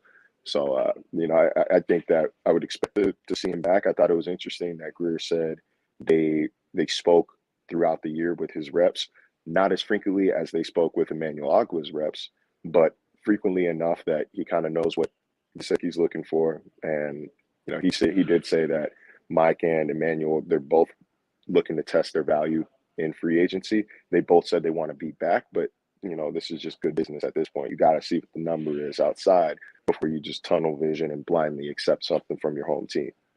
All right, let's just be honest, Marcel. He really wasn't talking to him that much during the year because he's walking around the building going, do I really need to talk to Mike? My head coach hates him, doesn't play him, keeps him on the sidelines. Forget about it. No need to talk. Well, now that we fired him, now we could go call him. And now that we fired him, Mike Gesicki might want to come back. Because I can tell you this, if you brought back Flo, you weren't bringing back Mike Gesicki. That I can guarantee you. So you got over that hurdle now. Now the question is, do you re-sign Gesicki? So let's have a little fun. Let's play the free agent fun game with Marcel Louis-Jacques of ESPN. All right? So one Edge energy drink means little to no chance at coming back at all. 5 energy cans means hell yeah, they're coming back. And obviously 2, 3, and 4 are kind of in between. It gets a little hotter and hotter, or shall we say smooth, delicious, and then 0 aftertaste. All right, so let's put it that way. So let's start. How many Edge energy drink cans do we put on Emmanuel Ogbah coming back to the Miami Dolphins? I'm going to go 4 cans with a sip of a 5th. The Dolphins want him back. The Dolphins need him back. He's their best pass rusher over the past 2 years. He's one of the most disruptive linemen at the line of scrimmage in the NFL. Not even one of the most. He might be, you can make an argument he's the most. He leads the league in disruptive dropbacks, meaning, times a quarterback's been hit, pressured, sacked, passes batted down, all of those combined. He leads that by a wide margin since he got to Miami. Now, he's going to want big money, and that's the thing. I think he deserves it. But if he's looking for like a, depending on what Rosenhaus is asking for, he's not going to get like TJ Watt money from Miami. But if he wants a huge contract, Miami's got the most cap space in the NFL. There's no one else that's going to really pay him more, be able to pay him more. He already knows the system. Josh Boyer is back, fresh start. No income tax. Like, there's not a lot of reasons for him to leave, but there's also, just a little slight chance that maybe he wants to see if the grass is greener on the other side, or maybe he wants a team with a better path to winning. I can't speak for him or where his mind is at in the moment, but if both sides can agree to a number, then yeah, we're going 4 cans and we're cracking open a 5th because I need a little extra boost to get through the day. There you go. That's what it's all about. And as I've been saying to everybody, it's also for the development of Jalen Phillips. I think it's imperative that you bring Emmanuel Ogbah back, because that would put the weight of the world on the kid. They can double, they can take him out. With Ogbah there, it really opens up your pass rush with Phillips. And you saw it, that the kid was able to pick up some easy sacks because you've got to worry so much about Ogbah being so disruptive in so many different ways, like you talked about. All right, Mike Gesicki, does he return to the Miami Dolphins? 1 to 5 cans of Edge energy drink. I'm going to go 3 cans here. 3 cans for Gesicki. I think he gets franchise tagged. I don't see a long-term deal necessarily getting done.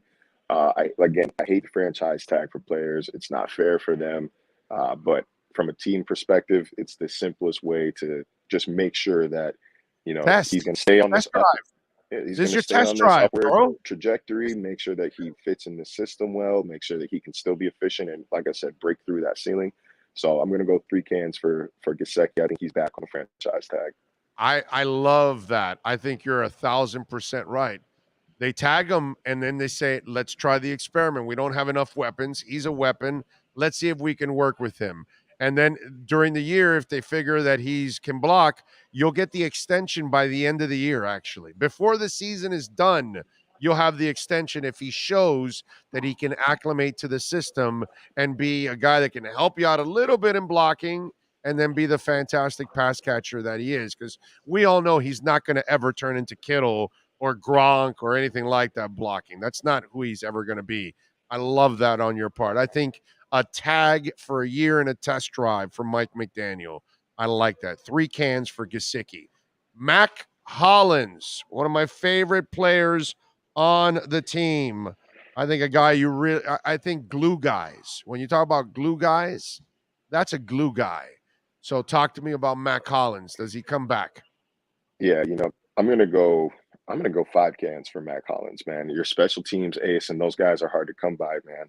They're hard to come by, and you could tell when they are on or off the field. And as a gunner, as a special teams stalwart, he's got value just from that alone. Not to mention reliable. He was basically Miami's best deep ball receiver last year, man. Like when I was just thinking about it the other day, like this wasn't a very productive group altogether, except for Waddle and Mac Hollins when given an opportunity. Team captain, again, glue guy. When you're a coach, you don't want to come in here and start disrupting the fibers of the locker room. I think Mac Hollins has a great pulse on it. I think it would be a mistake to let him walk. Not to mention, it's not like he's going to get crazy money elsewhere. Like, I think, again, this is just like with Agba, it's a situation where, man, look, if money is the issue for you, Miami can maybe shell out a little hometown bonus for him. But I'm fairly confident that the team wants him back. Mac wants to be back. Let's go 5 cans for Mac Hollins. All right. 1 to 5 cans of Edge energy drink. Smooth, delicious, 0 aftertaste. The link is below, by the way. 1 to 5 cans for Nick Needham. Does he come back? I'm going 4 cans for Nick Needham. Good slot corner, improved every year in the league. They don't have a replacement, and I think that's an aspect that we need to start thinking about when considering, okay, are they going to move on from this guy? Are they going to do X, Y, Z? Is what can they do better? What more could they get? What better player could they be getting? And I think it's McDaniel's decision to keep Josh Boyer as defensive coordinator speaks to his desire to want to kind of keep things in place as much as possible on defense. That includes Nick Needham, who is, about as close to irreplaceable as their starting nickel corner as it gets. Devontae Parker, 1 to 5 cans of Edge energy drink. Does he come back?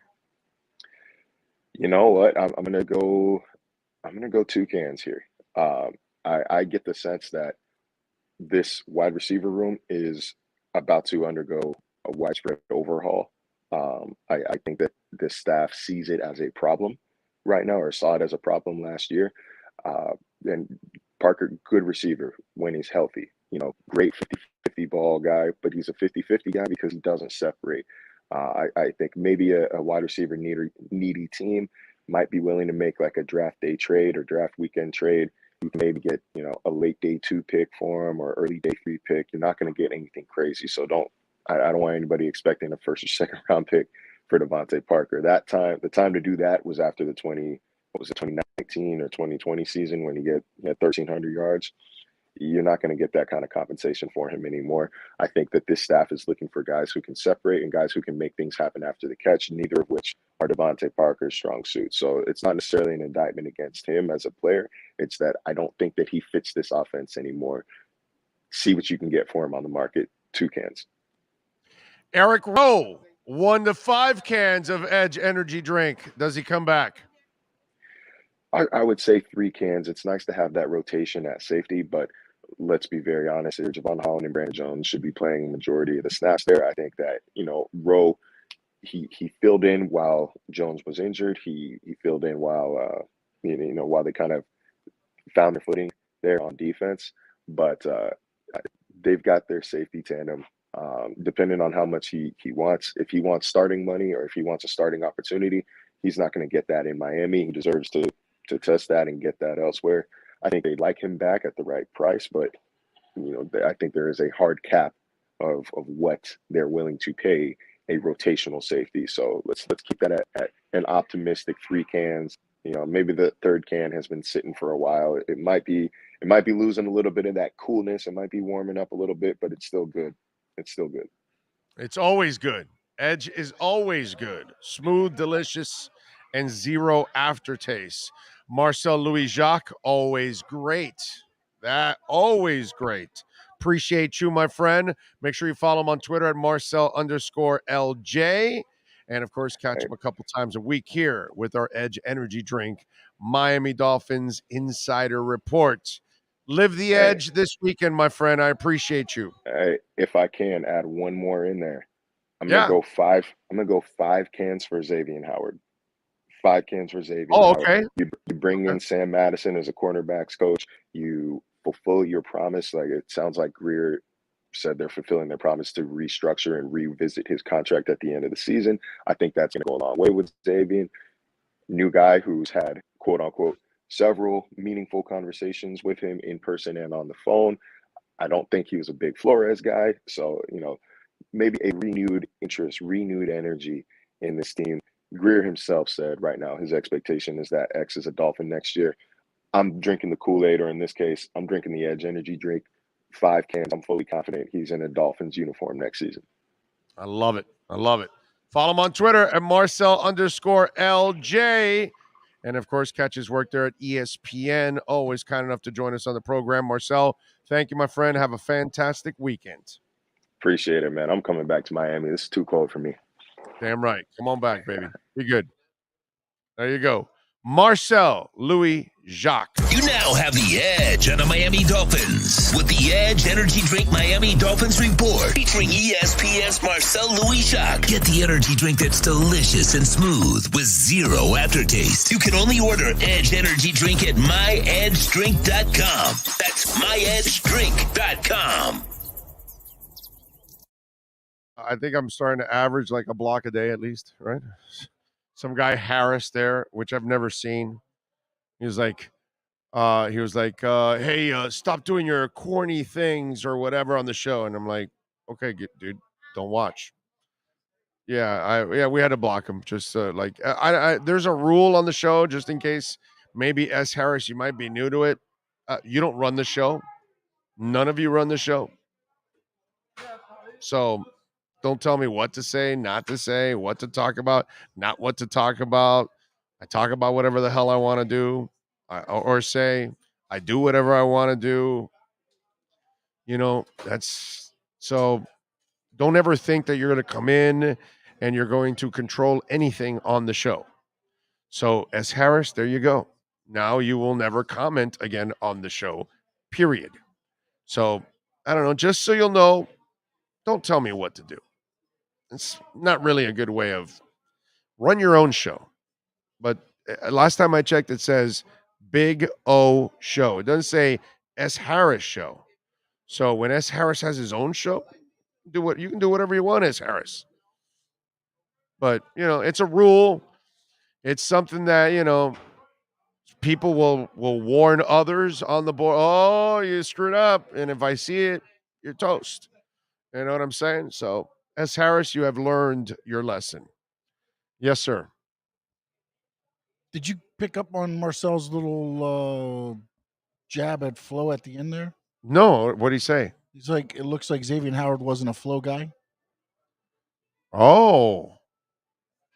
Well, but he was the one fighting for him. I don't know. I thought, well, maybe he was. He said looks like he's going to be much happier to stay with the Dolphins now that Flo's gone. Oh, okay. Well, you know what? Maybe Flo wanted him as a player just because he's a good defender, but he probably maybe also treated him like an asshole because he does it to everybody else. It goes. Right? Yeah. Yeah. Well, Gesicki, there was no shot of him coming back ever. If you would have kept Flo, Flo doesn't want him around anyway. But what I'm saying is those two did not get along either. Even before, you said next year it's either Tua or Flores that made them together. One of those guys were gone. Yeah. But ultimately, you started saying it was the coaching and Flores had to be gone. But we always knew that there were guys on this team that weren't going to be around if Flores was still here. Yeah. Yeah, and that definitely would be one of them. So that's interesting. You picked up on that. I didn't notice that. So maybe Flo liked him as a player. Flo, you who's this? I saw this guy tweet out something yesterday about different about Flo, about Jeff Ireland. Um, I think his name is Kaufman, if I'm correct. And he tweets it out, and it was a really good tweet, by the way. And I retweeted that McDaniel was the only one that made an effort to connect. Let me see if I can find it for you. Let's see here where we at. Come on, man. All right.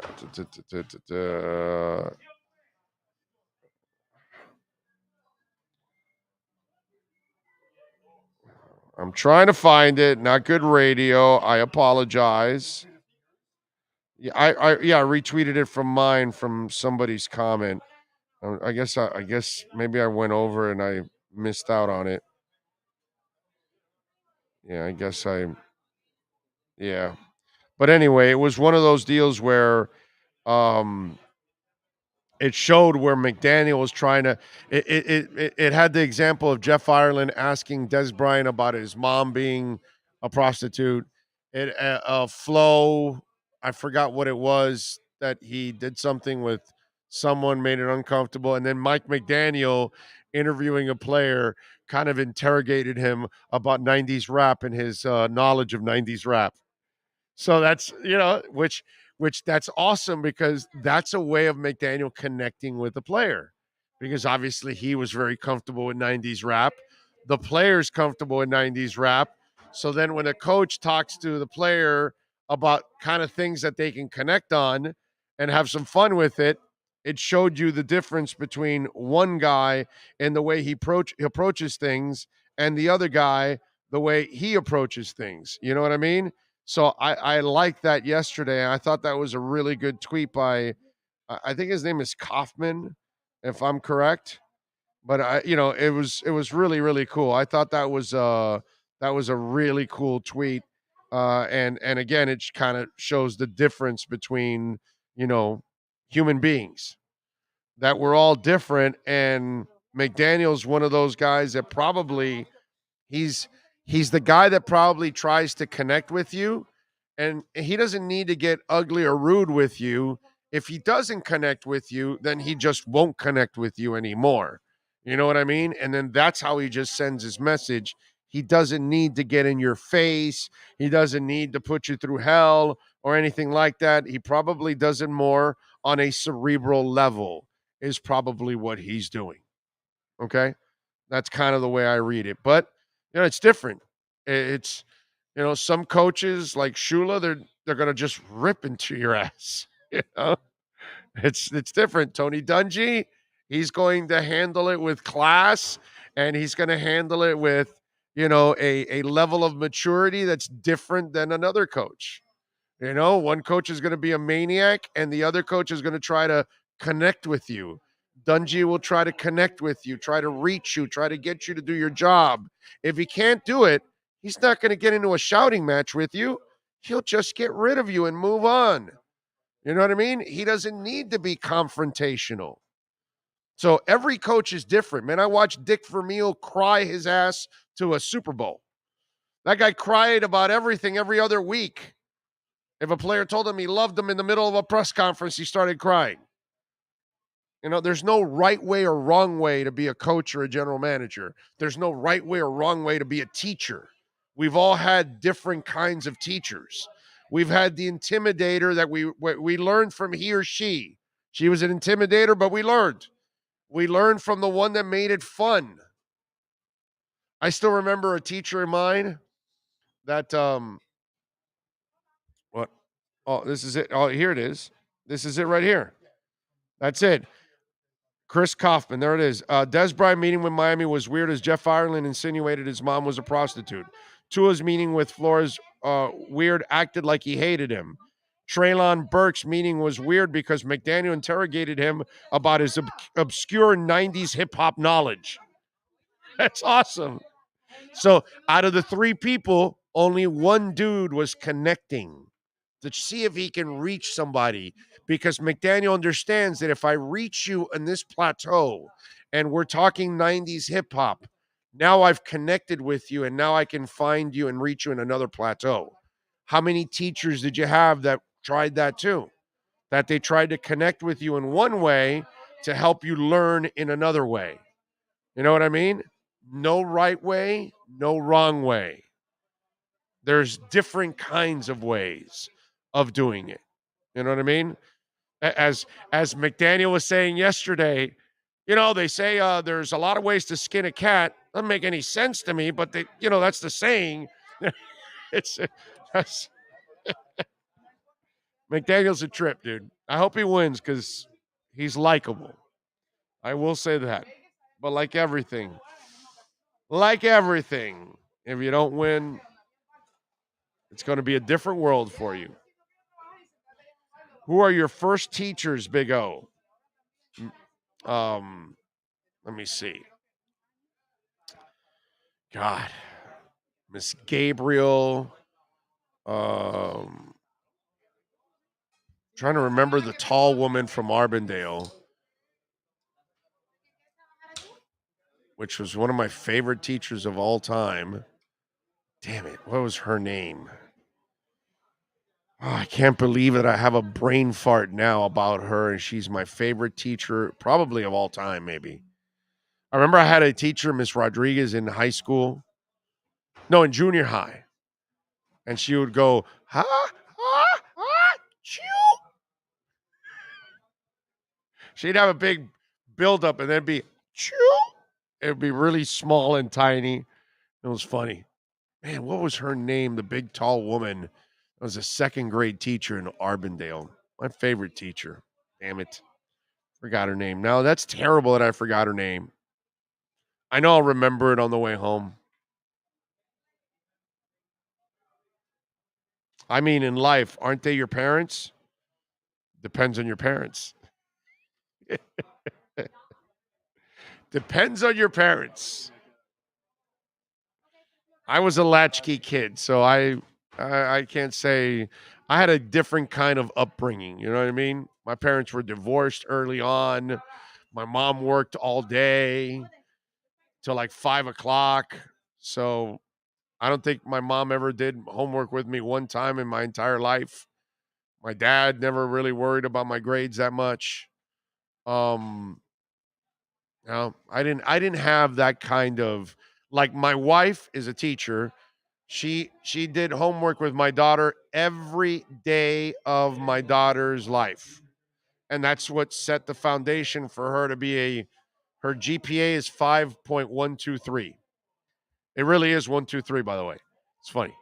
But it's over 5, which, like, I never even saw 3. Like, I was in the 2s somewhere and I was happy. So I never really had that. You know what I mean? I never had, I can't call my parents the teachers of, that they sat there and educated me. You know what I'm saying? So that part, I didn't have that. So I can't say that. Some of you may have that. My daughter had that, obviously, with my wife. I used to have Alex Marvez's mom as a substitute teacher at Coral Park High. Nice. Marvelous is a really good dude, bro. I love Marvelous. Helped me out a lot early on in my career. Anytime I needed help, I could. I leaned on a lot on Marvez, on Jason Cole, on Armando Salguero. Those 3 guys helped me out a lot early on when I got in the business. I'm very grateful to all of them helping me out early on. I just hope we grab at least 2 linemen in free agency. I think they will.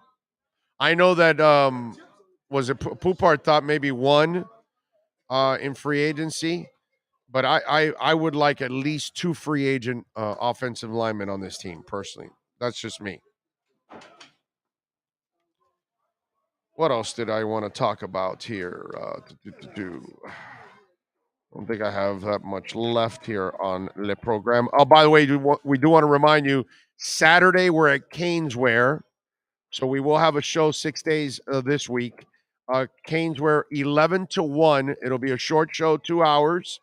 We will have Joe Shad at 11:30 and Ira Winderman at 12:30. Okay? So those guys will be joining us. Hopefully, Tyler Van Dyke. Maybe we can, pull him aside and get him on the show for 5 minutes and have a little fun with him, because it'd be great to get him on and BS with him a little bit. So it's all good, and we'll have some fun. Big O, who was your biggest mentor in life, not radio? Life, my dad. For life, Dad, for sure. And then after that, I would say one of my best friends, Jeffrey Pelez, who probably also, I don't know, I could say was, part big brother to me, pretty much, growing up, and a guy that really looked after me, I would say. So, yeah, my dad and a man by the name of Jeffrey Pelez. He was about 3 years older than me, I would say, something like that. So he was kind of my big brother. He's the guy that taught me actually how to ride a bike. And it's the typical funny story of riding a bike. You get on, you fall a couple times. Then all of a sudden you get on and you're riding and you think your friend is holding you. And you go, wow, all right, it's going all right. And okay, let me go. And then you go, let me go. And then you look around. Oh, he's not there. And then you look back and he's way down at the end of the block waving at you. And then when you look back to see that he's waving at you, what happens? You fall. Boom. So that I will always remember that one. First time I learned how to ride a bike, finally, I was on my own. I found out that I was on my own. And then when you find out you're on your own, you fall. So yeah, I can remember that one. Oh, man, that was fun. Armstead, Jensen, Scherf are among a few I'd like. Yeah, well, Brett, you're no dummy. Big O and Sean, you guys really try to get McDaniel on the show. The guy's so media-friendly and likable. I'm confident he'll join the show. I'll try to get him down the line. I will. No problem. I will. Right now, there's, let's wait till some stuff starts to happen and we can start to talk about football and all that kind of stuff. Okay. But anyway, and Hunter Butler, thank you for the super chat. I appreciate it. Everybody out there, thank you all out there for tuning in as you always do and supporting us in every way possible. Please hit the smash the hell out of the like button. Very important. Share the link with folks out there. If you sent in a super chat, thank you. Cash App or Venmo, Cash Big O Show, always appreciate it. Visit our amazing sponsors, whether it's Nature Bee, whether it's Acura Pembroke Pines, you name it, folks. Sports Grill, Champion Sports Bar, all of our great sponsors. Please, when you visit our sponsors, Caneswear, you name it, mention our name. It is very important that you mention our name there always, because that's what keeps it going. Again, we are adding Ian Rappaport to the family next week. So starting on Wednesdays at 10:10, Ian Rappaport, George Richards, and David Dwork will join us next week. So you'll have two Panther reports throughout the week also now every week. And then the following week after that, we will add Anthony Chang to the family. So that will go on too. So we've got all of that going on. We thank all of you out there, as always, for tuning in, for supporting us any way that you do. Sean Stanley, sir, mastering it, getting it done. Appreciate you. We will see you tomorrow at 10 a.m., baby. Same time, same place, same bat channel. Have a good one. Much love out there.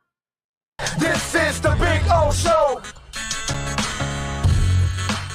Sports fans love a place with great food, cold drinks, and TVs everywhere. That's why sports fans love Sports Grill and their 7 amazing locations. Check out the Bird Road location at 11481 Southwest 40th Street in the back corner of the West Bird Shopping Center. Sports Grill is also now offering some great employment opportunities. All kinds of positions are now available, from kitchen to hosting. Call for more information at 305-485-8845. From wraps to salads to amazingly delicious specialty dishes, Sports Grill is the home to the legendary special grilled wings. Since 1987, Sports Grill, good food, good drink, and good friends. It's the Big O Show.